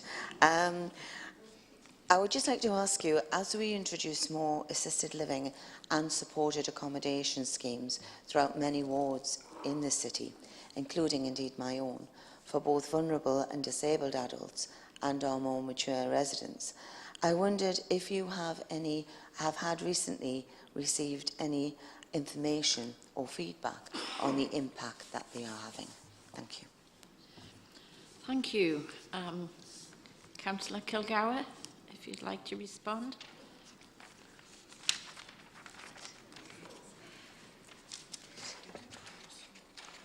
Thank you. I'm sure you'll all be pleased now. You'll probably not hear from me for months now. Thank you all again for your very positive comments. Councillor Holland asked about the Ethical Care Charter. It's something we took very seriously. Again, it was a political priority for us. We had made all the necessary adjustments and had agreed with Unison in October that we met the criteria and were ready to sign. However, Unison nationally have put a block on signing any more charters while they review the criteria for assessing employer compliance. And maybe some employers haven't been quite so committed to meeting the criteria as we have, I don't know. But along with Unison locally, I'm confident we can meet we do meet the criteria, and we're both pushing for us to get it signed as soon as possible. Councillor Tokel asked about cost pressures identified in the report. He's absolutely right to highlight this as a major cause for concern. While we've been able to use the IBCF to mitigate cost pressures of contractual inflation, demographic growth and the living wage, this isn't a long-term solution, as we all know. The whole sector is united in recognising the importance of an adequately funded social care system in promoting the country's well-being and ensuring that the right care is available. I think we've said before, and will continue to say, that we're at a tipping point where social care is in real jeopardy, and this impacts on the millions of people across the country who need care and support. And the government must act now if it's to prevent more councils issuing 114 statements like Northamptonshire County Council sadly has had to. Councillor Taylor asked about care homes and monitoring. Yes, we do monitor, and there are, I think, as with any sector, there are occasional problems and concerns that we have. I'm confident that our team are able to address those adequately. There are policies in place. Certainly, as part of, I wanted to understand the risk better, and I know we've sat down and talked through how we deal with a crisis in residential care, for example. Should something happen, should there be, should a contract be handed back, should a home have to shut for whatever reason. So I'm confident that those policies and procedures are in place should problems or concerns arise. You also asked about asylum and the cases of the cases of children perhaps having to be sent back at a later date when they've lived here for a while. I don't have those figures, I'm afraid, but I'll try and find out if we can get them to you. I do get a quarterly report which does monitor and gives me information about all of the asylum seekers who come to the city, and gives me information about all of their aspects of their lives that we're aware of, whether there are children, where they need to go to school, the pressures on social care, on education, whether we're able to provide any other support. And then again, once people are given leave to remain, the support we're able to give them around education, training and helping to work. So again, yes, that information is monitored. Unfortunately, we're restricted on what we can share because the Home Office won't allow us to publish the numbers that they give us. I've got no idea why. But I'll get a summary document and I'll see if I can circulate that if members would find it helpful. Councillor Higgins asked about the Safeguarding Hub and the National Award. Yes, I think we should be absolutely proud of our social work teams who achieved national recognition for what has been an incredibly difficult piece of work and an ongoing piece of work also. Sustainability, I'm pleased to be able to say that we're using those additional funds, as I said a little bit earlier, to ensure that that Safeguarding Hub and that team can stay where they are for the foreseeable future. We will, of course, need to look at long-term funding, but it does give us that breathing space in order to do that. And I think it's a brilliant idea to bring them to Council, Rob, and I will suggest that, if Ewan doesn't, who's sitting at the back. I'm just trying to look, what else have I got? Yeah, well, should I just say yes to everything? Possibly not. I think the point that Councillor Avery made is absolutely right. The fact that the government isn't able to translate, to use Oscar's words back to him, that they can't translate their rhetoric of zero tolerance into actually properly funding the social care systems that we have in place to support those victims and other vulnerable people in our society is absolutely appalling. And we as a council will continue to pressure both ourselves and through our LGA partners, the government, to do more. Councillor Huddart asked about specialist services and out-of-area services. I don't have the exact figures with me. What we are doing, though, is trying to make sure that people can come back into the city for the services that they get. We're looking at providing specialist services for adults with quite severe autism who currently receive their support packages out of area. Obviously, we want to be able to bring, in Sunderland, I believe, and we obviously want to be able to bring people back into their own hometown, not only because it's cheaper, but actually it's better for those people. They can make links in their own communities. They can live a life in their own communities. So much more sensible and much better outcomes for those individuals concerned. Councillor Stevenson asked about supported accommodation and the impact and feedback. And I'm happy to say that it is monitored regularly. My colleague, Councillor Strether, receives most of those monitoring reports. We know that the impact's been huge. We know that it helps families. It helps some of our younger adults to live independently, and in the right setting and not being placed in residential care, which is obviously fantastic. We've had great feedback, but we'll continue to monitor, and I'll continue to feed back to Council if at all possible. So in summary, Lord Mayor, I'm immensely proud of the services we provide and of our staff who continue to innovate while still carrying out their day jobs. And I would point out that report highlights some of the different bits of work that we're doing, and not actually the day-to-day work, the reablement team, of the social work teams, and all of those other staff who provide day-to-day essential services for our vulnerable residents. However, if we're to avoid the national crisis in adult social care, the government must act swiftly, decisively and fairly and ensure that all our residents who depend on our social care services can enjoy dignity and a quality of life they deserve. Thank you, Lord Mayor. Thank you. Does Council agree to receive the report? Great. Okay, we can go on to our second Cabinet Member report, which is Councillor Kemp with Neighbourhoods and Regulatory Services. The same rules apply. Councillor Kemp. Thank you, Lord Mayor. This is my third annual report as Cabinet Member for Neighbourhoods and Regulatory Services. For another year, we've faced significant challenges from the continued austerity agenda of the Conservative government, apparently hell-bent on destroying the public sector and the wholesale dismantling of local government.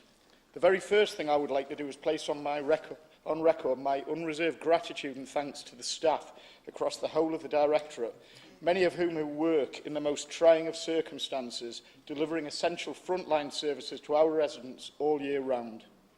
These staff are the lifeblood of the authority and the very best representation of what public service is and why we should defend it. I would also like to thank officers who've worked on the production of the report, and I hope it's acknowledged by Council through the breadth and depth of the report what amazing work is actually carried out. And I would also place my thanks to Scrutiny for their role. There's simply no way of avoiding the budget impact upon this service. To have some £5 million stripped out of the operating budget over the past 4 years has an inevitable impact. However, it must be recognised the hugely innovative approach adopted by the workforce. The implementation of digitalisation throughout this service is a clear demonstration of the dedication and willingness of the workforce to deliver this Council's ambitious agenda to innovate and improve. I take the report as read and will simply make a few comments and observations. The delivery of efficient and effective smarter neighbourhood services directly contributes to two of the Council's strategic aims, a working city and decent neighbourhoods. It's only right and proper that I reference the amazing work of the Building Controls team for the manner of which they responded to the Grenfell Tower tragedy by inspecting more than 100 buildings in the city in such a short, concentrated time. The development of smarter working in the service continues at pace and offers fresh and new approaches to achieving local environmental quality and improving pride in place. We have launched the peculiarly named Waste Spot, the environmental portal, introduced core standards utilising information gathered through implemented technology that will enable our residents to be aware of exactly what services they can expect and receive. We've completed the programme of larger volume bins, which have introduced efficiencies and effectiveness into the service, whilst at the same time increasing citywide capacity. And we're updating the City Council waste strategy and have produced a revised tree strategy. And we are currently reviewing the household recycling centres. Last week saw the production of the report of the Independent Waste Commission, and I'm genuinely excited at the opportunities this presents the city as a whole. For the 4th year running, our enforcement record shows this council achieving the second highest numbers of waste crimes, such as fly tipping in the UK, and the highest outside of London. Newcastle City Council carried out some 12% of local authority prosecutions in England and Wales, and seized the second highest number of vans from fly trippers across this city. That's a key message. Our licensing policy has helped shape and change the nighttime economy of the city over the last 3 years. We've also introduced the PSPO in the city, and face-to-face charity collection schemes is working well. We've renewed the selective licensing areas in High Cross and Byker, and dealt with 2,485 noise and antisocial behaviour complaints, served 124 abatement notices for noise, and taken 7 prosecutions for noise or antisocial behaviour. We take this issue very seriously, and the impact this minority activity has on the majority of law-abiding citizens. Our trading standards team continues to work to identify fraudulent behaviour and the sale of illegal and unsafe products, and we've seen numerous excellent examples of successes, be it in the many seizures of illegal tobacco and alcohol to the sales of unsafe and counterfeit products. This activity contributes not only to the health and well-being of our citizens, but it also supports those businesses who operate in full compliance.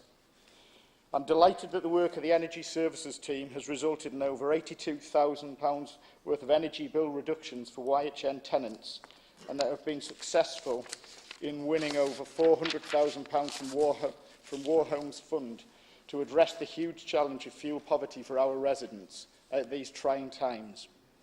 I'm particularly proud of all the achievements which have been recognised nationally. It's a brilliant reflection on this City Council and those staff involved.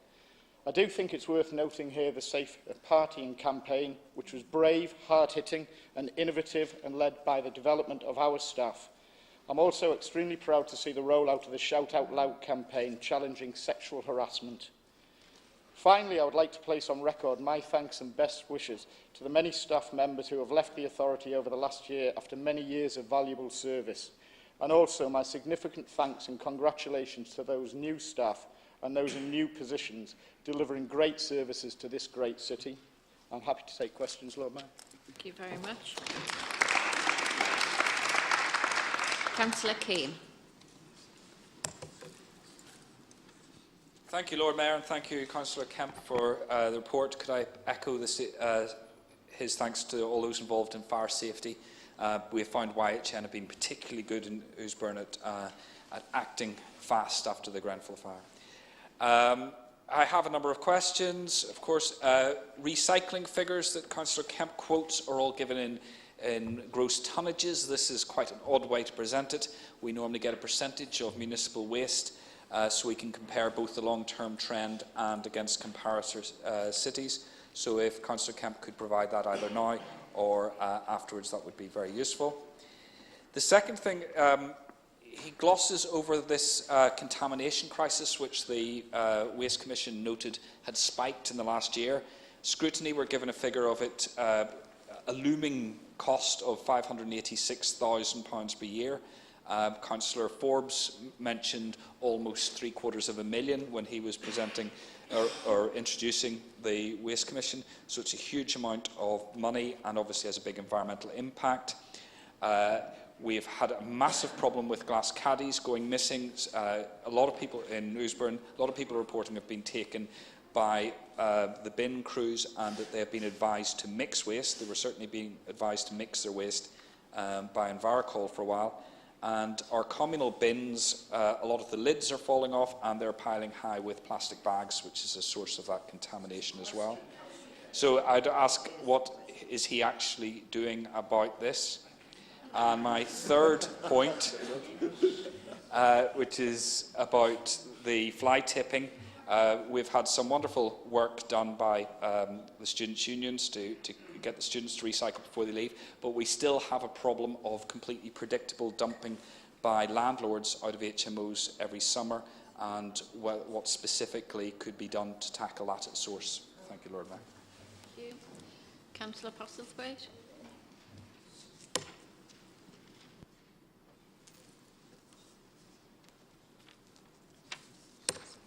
Okay, thank you, Lord Mayor. I'd like to thank Councillor Kemp for bringing this report to City Council tonight. It details a lot of very successful work, and I would like to thank him and council officers in particular for their work on the nationally recognised Safer Partying campaign. As a councillor representing a ward with a high number of student residents who live in residential properties and who are vulnerable to the dangers highlighted in the campaign, I would like to praise the campaign and ask that it continues to be used in future years to inform new students of these dangers and to seek to protect them while they're here living as part of our communities. My question now relates to the work of the Regulatory Services team more broadly. Could Councillor Kemp please comment on the other activities of the Regulatory Services team? In particular, I would like to hear about what is being done to address fly tipping across the city. Thanks. Thank you. Councillor Raymond. Thank you, Lord Mayor, and thank you to Councillor Kemp for the comprehensive and well put together report. And I'd very much associate myself with his comments praising the staff working in his portfolio and their efforts in what is a very wide remit that he has. I say comprehensive, however, a search of the report for the word Envirocol draws a surprising blank, and he didn't mention it in his speech either, I noticed. Does this mean that Councillor Kemp's previously stated view in this chamber that the systems and processes of the service are not fit for purpose still stands, which actually would put him in agreement with many Gosforth residents who I represent, who are waiting longer and longer and longer to have routine queries responded to by this vital front door service? Thank you, Lord Mayor. Thank you. Councillor Todd. Thank you, Lord Mayor. I'd like to thank also Councillor Kemp and the staffing team for the way in which they are working with residents in parts of the West End, which is blighted by a constant, never-increasing problem of fly tipping, waste and general gun. There are a number of ways of dealing with that, some cooperative and collaborative, some about systems. But one of the strands that has to be used is really making use of the sanctions available through the courts for dealing with fly tippers and those who deliberately drop waste and really are antisocial characters who don't care about anybody else, so long as they get cash in hand. I'm wondering if Councillor Kent could maybe let the Council know what efforts are being made to try to ensure that the appropriate sanctions are considered by the courts. I'm raising that question because in discussions with council officers, seems to me that there's a disparity between the level of sanctions that are applied or not even applied, where fly tipping and things like that take place in inner city areas, whereas there seems to be a recent example that in one of the more affluent parts of the city, a very tougher sanction was applied. So whereas in inner city areas, if fines are applied, you can talk in terms of three-figure sums, 400, 500 pounds, so on. But it looks as though the Newcastle Magistrates Bench faced what appears to be a similar problem in another part of the city, applied a four-figure fine. There's another background reason to asking that question, and it's this. I can remember that years ago, the Magistrates Bench published the addresses of magistrates, not suggesting we go back to that, because there are obviously good reasons why you might not publish the addresses of magistrates. However, when they were published, it was very clear that hardly any magistrates in Newcastle lived in inner city areas that are absolutely blighted by the kind of crime that we're talking about now. But now we don't know. Is it the case that the Magistrates' Bench or the membership of it is so skewed to more affluent parts of the city, has little experience or insight into what's happening in the inner city areas of the city? And if that's the case, something really needs to be done about that. Thank you. Councillor Todd. Councillor Lower.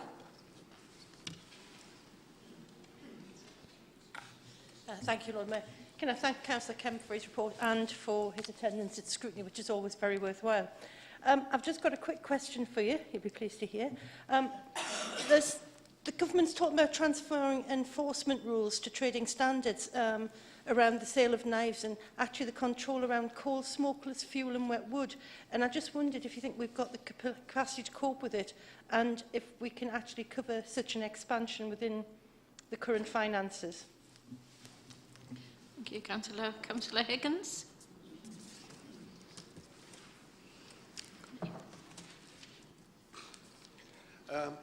Thanks very much, Lord Mayor. I've got no doubt that Councillor Kemp in his motion later on will address some of the pressures in terms of our resources that have been brought about by government cuts, probably going back to the days of the coalition government. But sometimes, you know, out of adversity, good things emerge. And I just wondered if Councillor Kemp could join me in commending and congratulating the number of community groups and members of the community who have come forward and worked alongside, particularly alongside Labour members of the council, to set up litter picking groups, environmental groups and things like that that are having such a positive effect on our communities. Thank you, Lord Mayor. Thank you, Councillor Higgins. Councillor Ashby.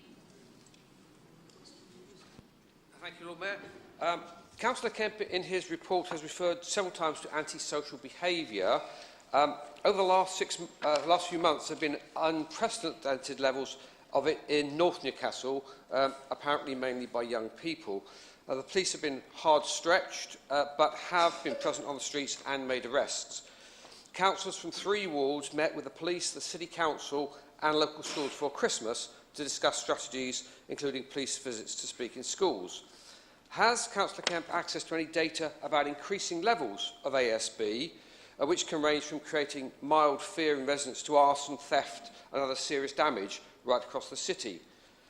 Will he, in his response, for the sake of the Council's online coverage of this meeting, reiterate police requests which we've had from them at all levels, for instance, to be reported to them by calling 101 or by emailing them, in addition to local people alerting their neighbours on social media and, of course, phoning 999 in emergencies? The police have made it clear they don't have time to monitor every online forum, but they very much want information which enables them to allocate their resources and achieve intelligence-driven results. And can he also reinforce the message to parents, do you know where your children are tonight? Thank you, Councillor Ashby. Councillor Greenhalgh. Thank you, Councillor Kemp, for the report, and especially thank you for the mention of the work of the environmental artist in residence who's currently in the Denton Youth and Community Project. They've been doing some fantastic work on behaviour change. At the moment, there was, before Christmas, the Recycled Denton event, looking at recycling things that they turned into Christmas cards. They've done work with plastic bottles. I know plastics obviously is a very keen topic at the moment, and they're currently doing a scheme in relation to old light bulbs and how we can reuse them in art projects. They've also just done two fantastic videos about the dangers of wheel-living fires and the pressure that places on the council because of the resources, but also the pressure that places on the emergency services as well. So I just wonder if you could, just again, congratulate the kids involved in this so I can pass it on. But secondly, just what you think we can do more, particularly working around kids, for behaviour change, because I've seen firsthand parents who have been called out by their own children when they have littered, etc., because the kids have had that message reinforced, whether it's through the environmental school project or at the Denton Youth and Community Project. Thank you very much. That's it. Councillor Kemp, if you'd like to respond. I'll just finish writing questions before I get the answers.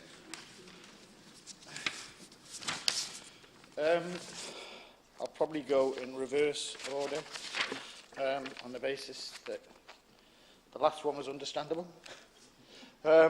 Councillor Greenough, absolutely. Denton Youth and Community Residents Group, I think the work that they've conducted with the arts team is absolutely fantastic. It's highly commendable. I think to actually tie together recycling and community work is exactly how we would wish to portray the activities of this City Council.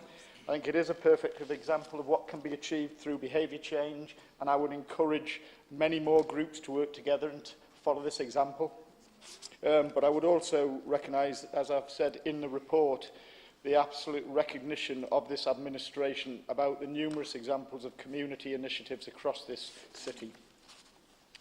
Councillor Ashby, another one of your Joycean streams of conscience.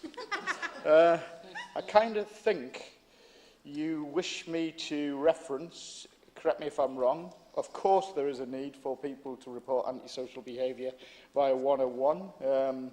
I think we're all, as local representatives, encouraged to do so, and we do know, and we're told continuously by our representatives at Northumbria Police, the need for them to have the evidence and the statistics. So yes, absolutely.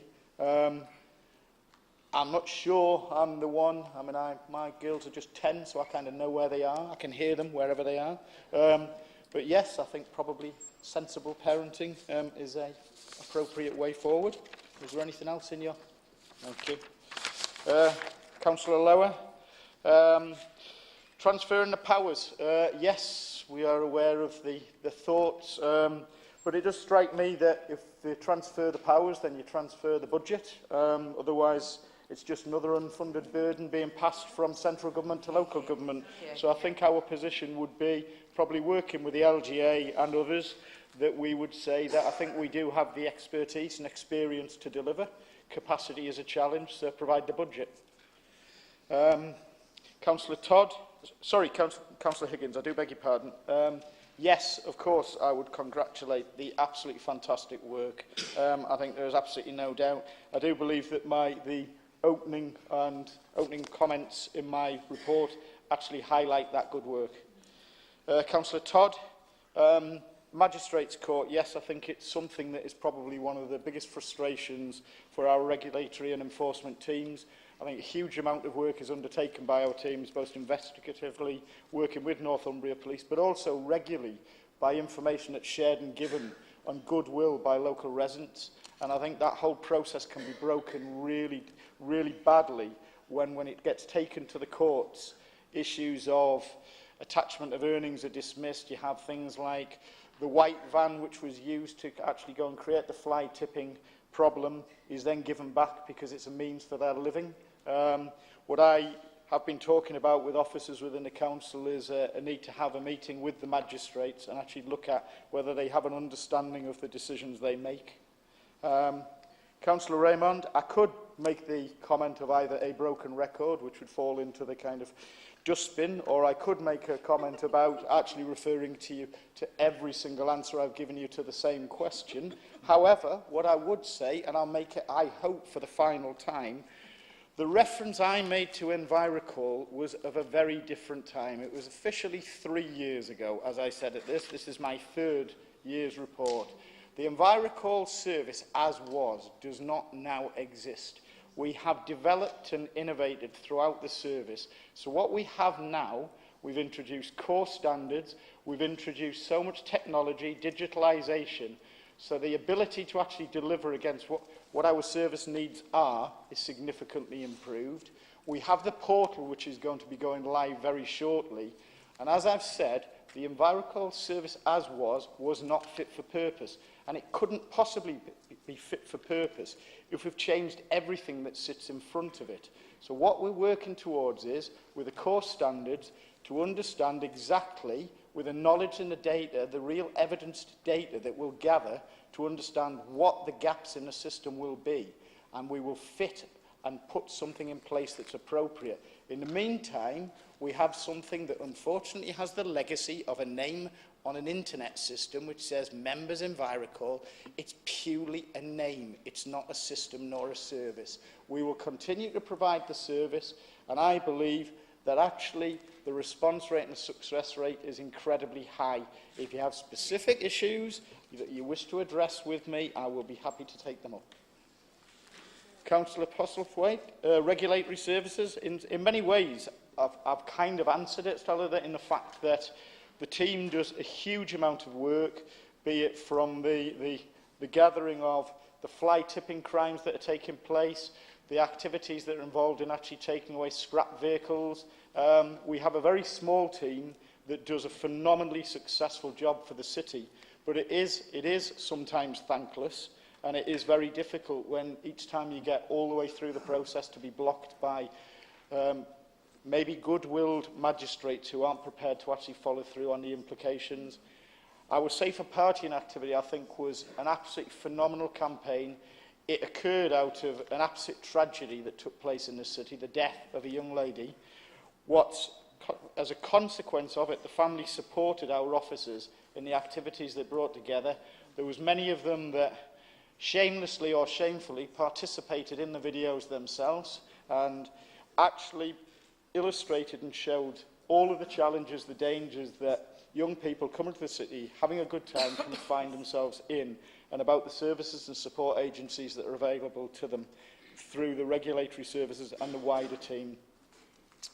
Councillor Kane,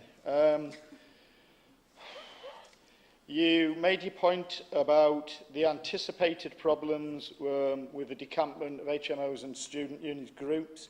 We do actually have that student union working group, and I would suggest rather than me to jump on top of it, I think it's the appropriate place for that service to work through. I'm certainly happy to work with officers in the service to ensure that it gets the appropriate attention. I think there is a significant challenge for us. There is a huge challenge in the manner of which we have landlords, some of whom are incredibly well behaved and fulfil all the criteria, and others who choose to just make a fast buck. It's about how we manage them. I think recent activity in the press has shown that we do not sit back lightly on landlords who do not take their processes and appropriate licensing and regulatory requirements seriously. We will prosecute and we will take action. With regards to the broken communal bins, which I assume is at the bottom of Shieldfield, officers are actually undertaking a full review of all the communal bin estate that exists. There are some that are now damaged. It's recognised. As I say, we're doing an audit and we're looking through about the replacements of those bins. Equally looking at working across other areas about where it's appropriate to take forward the new and hopefully much more secure communal bins in the future. I do take umbrage at the idea about me glassing over contamination. I don't actually remember him mentioning in my address contamination, although it was well recognised in the report. And I also thought I, for one, would take advantage of the expert advice that would be provided by the Waste Commission, of which they did come out with a number of recommendations. I'm not going to do a showboating response and say I'm going to give an immediate response to the Commission by answering it now. I'm going to have a thoughtful discussion with officers, take into account the findings of the Commission, and we will put into place an appropriate policy. And with regarding recycling quotes, I'm sorry, I didn't quite get what you want, but if you can send me an email, I will get that information for you as soon as is possible. That's fine. Thank you very much. Does Council agree the report? Thank you.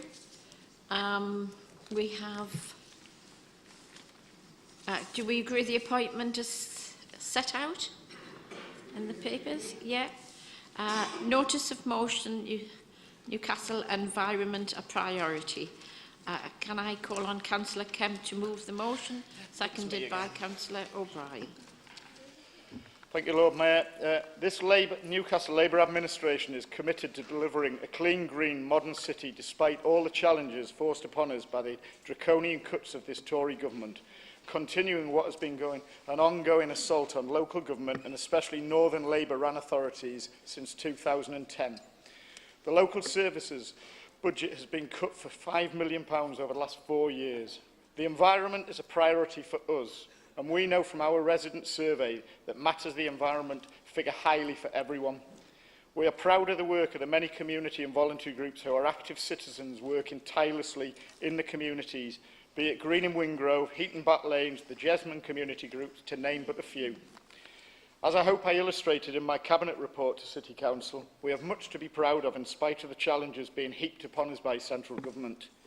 We have initiated a whole raft of technology innovations across the service, which includes the introduction of core standards. We've completed the programme of replacing older damaged bins with larger volume bins, and have ensured we have worked with local communities and councillors in locating these. We are currently looking at a new environmental messaging campaign with replacement livery and messaging on refuse wagons and on bins, with messages of encouragement about what can be recycled.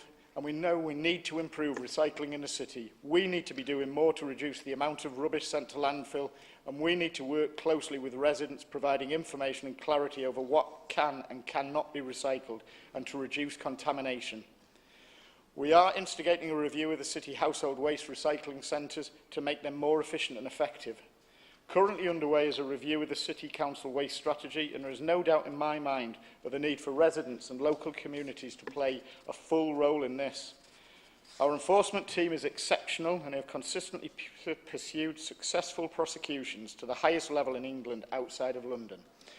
But all of this effort we make comes in the face of an onslaught of cuts, and there is just nowhere else to go.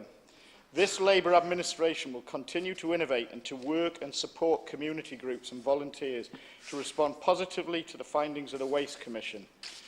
But we're not the leafy suburbia of Surbiton. We are not a Tory shire, and we're not a time when we see the Section 114 announcement coming out of Northampton, a Conservative-run council.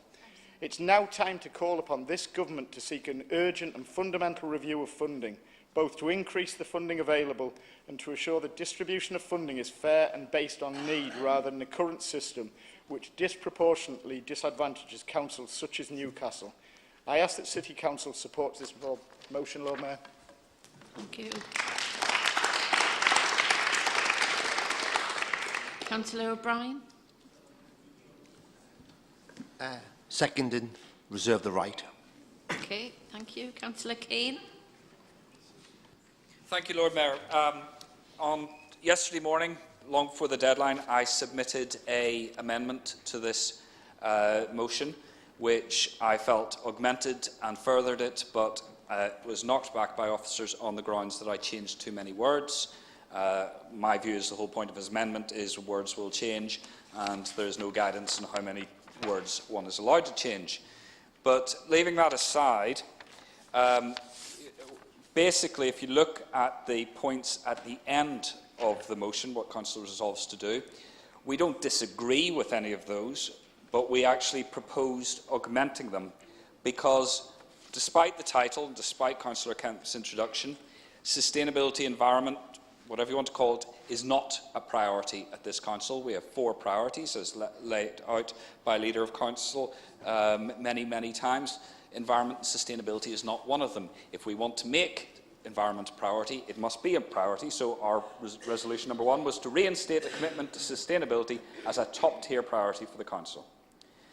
On the Waste Commission, we as well would have welcomed the work of the Waste Commission, but we were going to propose a commitment to zero waste because that drove huge change in the period 2004 to 2011. I can understand the argument for the Waste Commission coming out with focusing on zero food waste, but if you just take what has happened with the Blue Planet 2 and this big public interest in getting rid of plastic pollution, you know, there's a massive opportunity there to engage, and a zero waste target would be far more powerful than zero food waste. So we wanted to endorse the work of the Newcastle Waste Commission, but expand on the commitment. I added in a point. I didn't just delete words, I added some in. To reiterate support for a zero carbon city by 2050 and accelerate the publication of the overdue clean energy strategy. It is almost 2 years since Cabinet agreed to produce a clean energy strategy within 12 months, and we haven't seen it yet. And if we're going to be serious about that, we need to drive it forward. And as the opposition group said at that Cabinet meeting 2 years ago, we need interim targets. 2050 is fine for a long-term aspirational target, but we need solid interim targets, and we would like to see those. The resolution to create plans to reduce air pollution in the city in partnership with the community, we fully agree with, as we do to write to the local relevant government minister, and I won't read out, but to ask for more funding. So that's what we would have proposed in our amendment. Basically, we don't disagree with what's in those resolutions in the original motion, but we think they're far too weak, and we cannot endorse them as a commitment. So the opposition group will be abstaining on the motion. Thank you, Lord Mayor. Councillor Taylor.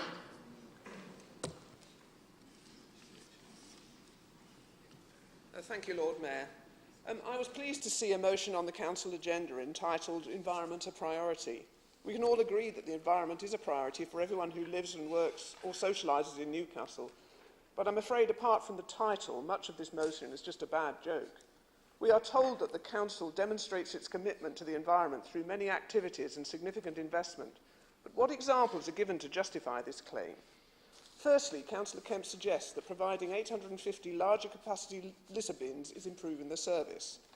I think I would find it very hard to find even one resident of my ward who would agree with this. Instead, I get complaints about overflowing bins, infrequent emptying, and several reports of rats, a casework issue I never used to receive. Only yesterday I had a complaint from the Eco Group at St Francis Church about the terrible state of the tram tracks since the bins have been removed, and another complaint about rats. We are then told that continued review and rollout of the communal bins provision in back lanes has made a difference. True. The difference is a large increase in contaminated recyclate, which is costing the council over £500,000 a year. We're also told of a commitment to improving the quality and volume of recycling and the need to focus on contaminated recycling waste. Yet in spite of reassurances that problems have been resolved, just this week I've had several further complaints about black bin caddies going missing and not being replaced. And that the proposal to increase the charge for brown bins will both reduce the quality and volume of recycling, not improve it. And I'm not convinced that Labour's behaviour change campaigns have made any difference so far. Just out of interest, I thought I'd check on the portfolio report I presented to Council in 2010, after the Liberal Democrats had been running the Council for 6 years. What were our achievements that year? We'd launched the Newcastle Declaration on climate change with ambitious targets on renewable energy, reducing waste, zero-carbon homes, low-carbon transport, reducing waste and reducing energy consumption, and eradicating fuel poverty. We'd achieved the Forum of the Future's Most Sustainable City title. We'd done work through the carbon route map and climate change strategy towards achieving the targets of the EU Covenant of Mayors and the 10-10 campaign. We'd achieved the Carbon Trust Standard certification. We'd rolled out recycling to flats. We were rolling out 20-mile speed limits in the residential streets. We were working to develop and grow the Commonwealth's Car Club. We'd worked to improve cycle routes, particularly in the city centre, and introduced electric vehicle charging points and use of electric vehicles. And we had energy champions who were challenging the council to reduce energy consumption with support from the energy centre. There were many other highlights, and that was from a 26-page report. Now, of course, I accept that reduced finances cause difficulties, but many initiatives will actually save the council money. Unfortunately, there is a lack of ambition and a lack of focus from the ruling group. Lord Mayor, as Councillor Kane has made clear, since taking charge in 2011, the Labour administration has replaced 7 years of rapid progress on tackling green issues with 7 years of drift, confusion and mismanagement. And Liberal Democrat councillors cannot support this weak and uninspiring motion. Councillor Todd. Thank you, Lord Mayor. I don't know, where do you begin with that, really? When the Liberal Democrats ran Newcastle City Council, they put out focus leaflets saying they'd solved the waste and fly tipping problem in some of the worst affected areas, and they hadn't.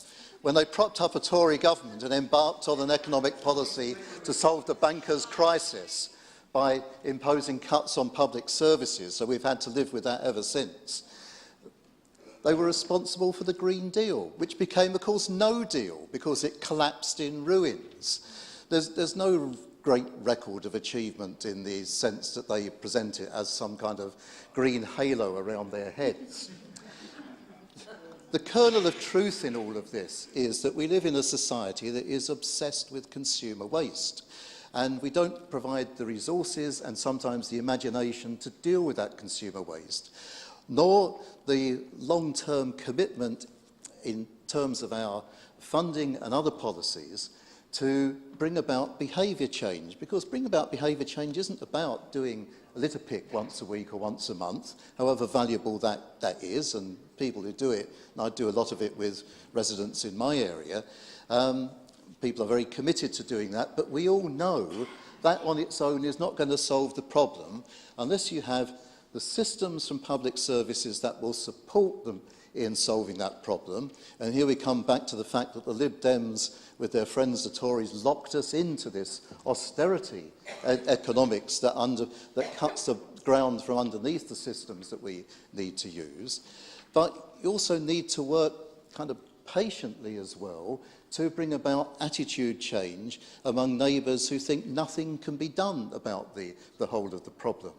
And some of the problems with our funding systems, particularly for voluntary groups who need support to organise litter picks and carry on campaigns that make it more than just a litter pick, but building relationships with local businesses, with landlords and with others, doing education among children and among newcomers to the communities that we live in about how we can deal with the problem. That takes time, it also takes money, but our funding systems for voluntary groups tend to have a short time span in how they think. They might give funding for a few months or maybe a year if you're lucky, when actually you need 5 years at least to turn around problems in areas where the problem has been embedded for 20 or 30 years. And you've got constant population turnover, which makes the achievement of that even harder.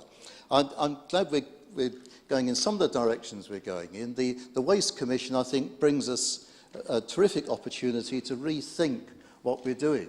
We've met the Waste Commission several times. They were a really dedicated group of people who were looking objectively and dispassionately about how we might do that. We might not agree with all the conclusions or recommendations they came to, and they said that to us as well. They're quite honest about that. But some of them are really imaginative and are based on things that have worked to some extent elsewhere, could possibly work here, but above all they provide us with an opening. So I look forward to the consultation on the response to the Waste Commission that Councillor Kemp has proposed for later this year. And we all need to make the most of that opportunity. Thank you, Lord. Okay, thank you very much, Councillor Stone.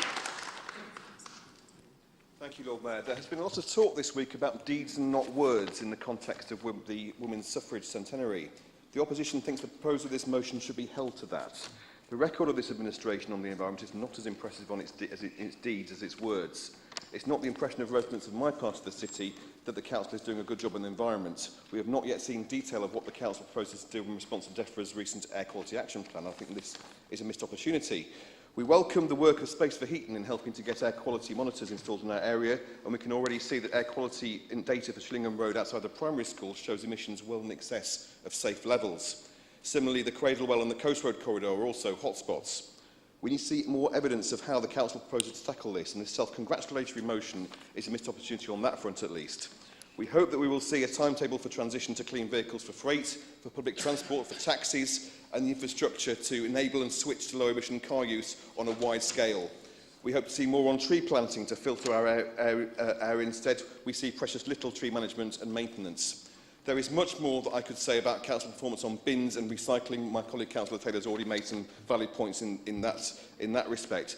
Performance on bins and on recycling has gone in the wrong direction under this administration, and that is a recorded fact. It is famously said of Sir Christopher Wren at St Paul's Cathedral that if you seek a monument, you only have to look around you. If you seek a monument to this Labour administration's record on the environment, you only have to look around you at the on-street recycling points that are never emptied and stuffed full, the litter-strewn streets and back lanes and public areas, the bins at blocks of flats that are never collected, the bring sites that are locked and closed at times they're supposed to be open. Rather than patting himself on the back, Councillor Kemp should be doing more to deliver a genuinely fit-for-purpose service to residents and taxpayers, deeds and not words. If it is a results business, and if he were a football manager, he would have been sacked long ago. And on that point, I would remind Councillor Todd it was Forum for the Future who claimed that Newcastle was the most sustainable city in the country for 2 years running. I would much sooner listen to Jonathan Porritt and the Forum for the Future than Councillor Todd, who, let us not forget, introduced the laughably named Decent Neighbourhood Standards and was rightly sacked from his portfolio in a matter of months. Thank you, Lord Mayor. Councillor Higgins.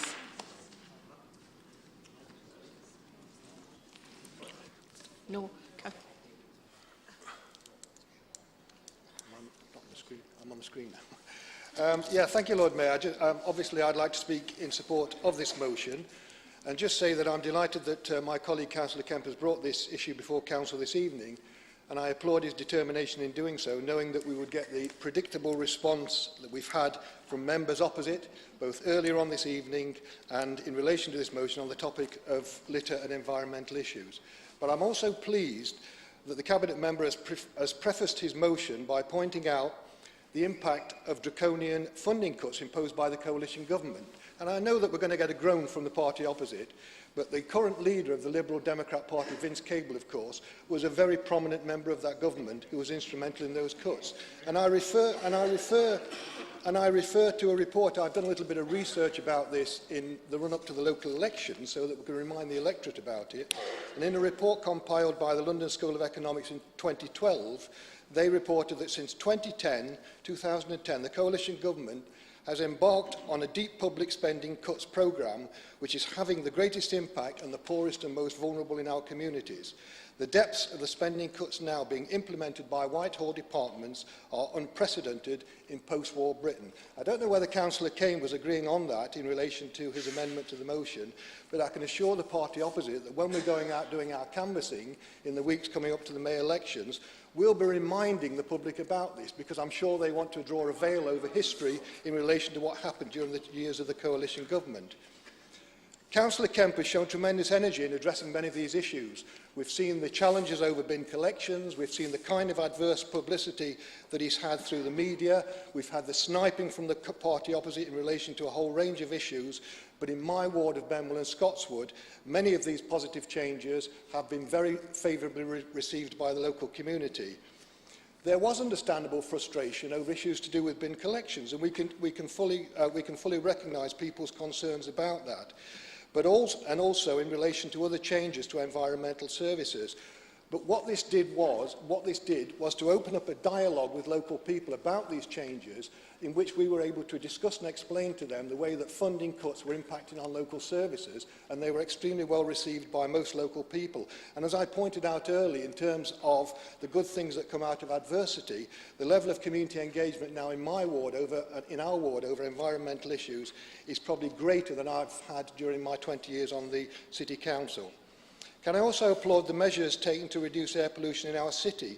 And as a regular cyclist, I like to feel I'm doing my bit. However, it is disappointing that despite their claims to share this agenda, the party opposite has repeatedly criticised our attempts to improve the city centre environment through introduction of cycle lanes and taking enforcement action over unlawful use of bus-only lanes in order to score cheap political points. Predictably, they are also raising objections to the measures to reroute buses from Blackett Street, despite the reality that this will make the area both safer and bring considerable environmental improvements to the city centre. I would therefore congratulate the Cabinet member on the steps undertaken and also commend the work of the Newcastle Waste Commission in seeking to consult widely to make our city a healthier and more attractive place, and I look forward to reading the content of that report. Moreover, in supporting this motion, I would finally say that the party opposite is good at complaining about environmental issues, but it's only my party that is actually getting off our backsides and implementing ideas, Lord Mayor, to do something about it. Thank you, Lord Mayor. Thank you.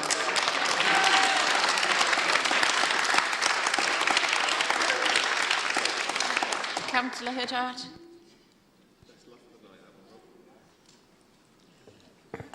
Thank you, Lord Mayor. I'd intended to actually mention a couple of things.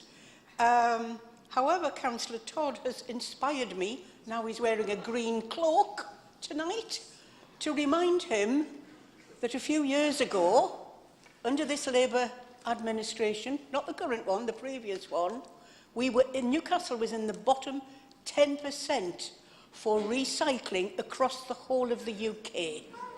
We turned that round and pushed it up to 45. So please don't forget that. And after a lot of lobbying, begging and pleading, some wards were given the wonderful black boxes, which the environmental health people said created more litter than anything else ever had. So I don't want lessons from you about green issues and climate change. Thank you. The ones I wanted to make 2 points. One I will pass on to Councillor Kemp about a colleague of mine who has done a lot of work on food waste in urban areas, and I will pass that information on because he's been working hard on that, about setting new standards across Europe to reduce the amount of food waste by 2025. And with a bit of luck, we might be still in that. However, the thing that I did want to mention was that a few years ago, when we had an Environment Committee, I produced a report for them, gave them a presentation about a place that I'd seen south of Rome. It is a refuse-derived fuel centre which has been recycling all the waste from Rome since the 1940s. It's in a quarry that the Romans used for building some of their buildings. They, took the stone out, and it was a massive, massive, massive dump. And because it had food and stuff in, it produced methane. And the clever scientists used the methane to burn the fuel. The fuel produced heat and electricity. It produced some little black pellets, which went into the roads. It produced some hydrogen, which fueled the fuel cells for the lorries that ran around, and the water was piped off into a fish pond. And it was absolutely fantastic. And I would advise anybody to go to that. It's near Champagne or the airport. However, the point I want to make is these things cost money. And that was built at a cost, at the time, of €100 million. And they are expanding it.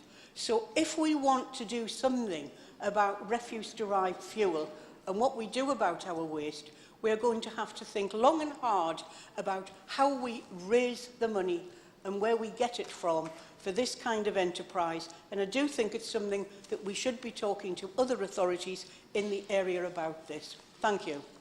Thank you. Councillor Avery. Thank you, Lord Mayor. I'd just like to make a couple of brief points. So, Councillor Kane wants to talk about deeds and not words. I'd like, sorry, not Councillor Kane, Councillor, I do apologise, Councillor Stone. I think he should go back in time and talk to himself and his colleagues in 2010, because I think residents of the city would have really liked to see deeds and not words when the coalition government was devastating our budgets.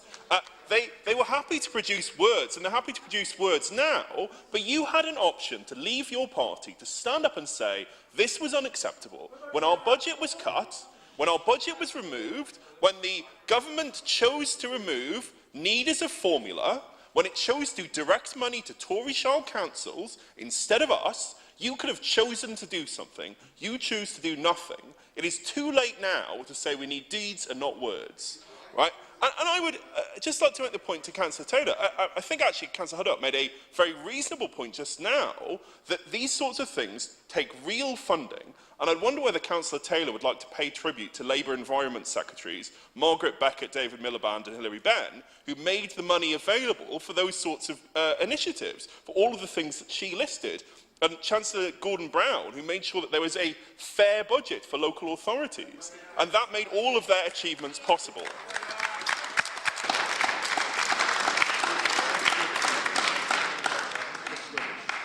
Councillor O'Brien, you reserve the right to speak. Thank you, Lord Mayor. Waste. There's waste everywhere. And what we've heard tonight, there's even waste in this council chamber from over there. We really, honestly, I would like to say, Councillor Kane, I think you are a well-meaning and nice guy.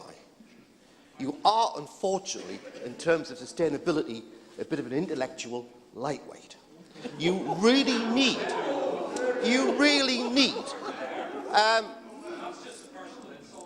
no, it's not. I want to tell you why. Councillor Kane, can you please sit down? Please. Councillor Kane, can you please sit down? I will not take personal abuse like that. Please sit. If you feel there's a slight, take it through the proper authorities within the council. This is the council meeting. I'm asking you to sit down. Thank you. Thank you. Continue, Councillor. Thank you, Lord Mayor. Councillor Kane and others know really the real problem is not so much what's happening now, it's actually the economic system which we live under. The Lib Dems have supported that in the coalition. We have a system, the neoliberal market system, which is all about conspicuous consumption. That requires a belief that we have an infinite resource base and an infinite sink base. We do not because we live on a finite planet. What the Labour Party does is support social values. And that's an entirely different set of values to economic values. So we need to really think, what are the fundamental problems that we have in this country and how do we address them? I think what Councillor Kemp has done is point out that the real issue is the lack of money that we have. And which was the party that supported big budget cuts? I believe they're over there. And that's the problem we have today. Now, I think the plans that Councillor Kemp has put together are really excellent and address some of the problems that we face. But we do have a longer-term problem in trying to reform the economic system that we have so that we actually value the environment, we don't pay lip service to, which is what I believe the Lib Dems generally do. So let's do something sensible and do something right. And Councillor Kane, think about the issues, think about the problems and try and get that right. I support the motion, Lord Mayor. I now call on Councillor Kemp to reply.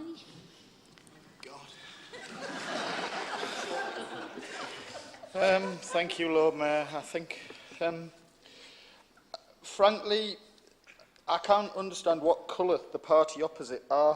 One moment they're pleading orange, pleading yellow, bleeding green. Basically, you make a claim continuously, sickeningly, irritatingly, boringly, that you're a green party with social tendencies. Frankly, you keep coming up with things that make claims of things. You've labelled yourself as a green agendaed party, but what you've done is just ran through a list of things. We've been recognised as doing something. We started things. Point is, you were voted out. Did that not tell you something?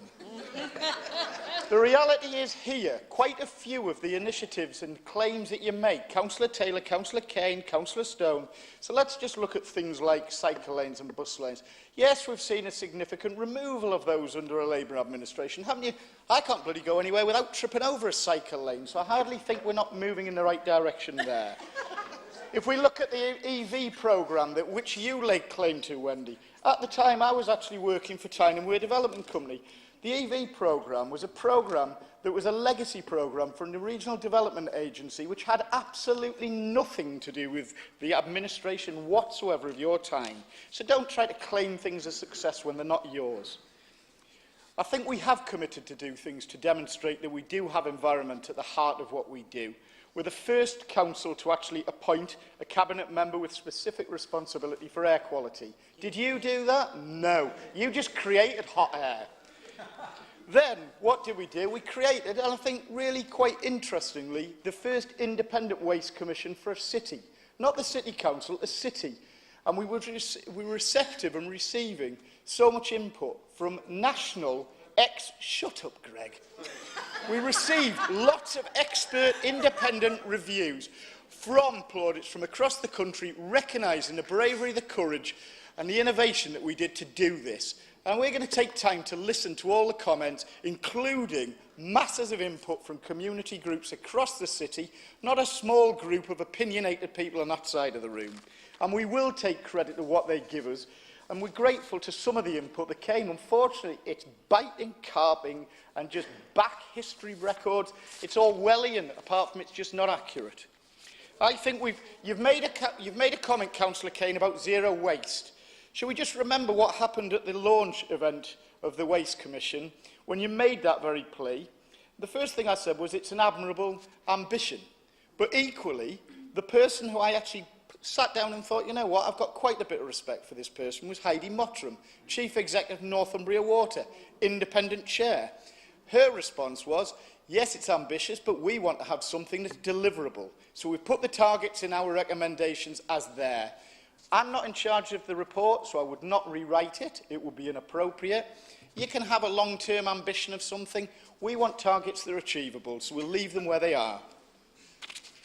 Councillor Taylor, you talk about rapid progress. I didn't actually see where any of it got to. We've been picking up the pieces since taking back over the administration. We have put in place so many initiatives, so much technology, so much innovation, in spite of the blistering cuts that your party chose to support. The legacy of your administration nationally is the destruction of local government, and frontline services are things that are most affected.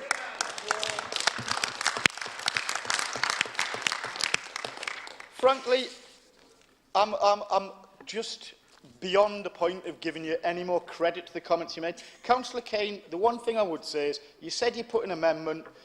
Actually, I thought that what we did was responded to the professional advice of officers in this authority. You were told it wasn't an amendment, therefore it's not.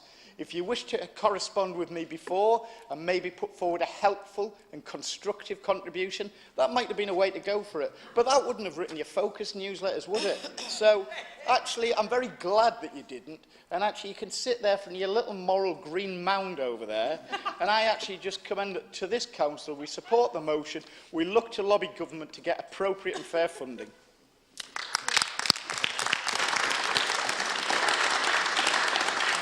Can we go to the vote, please?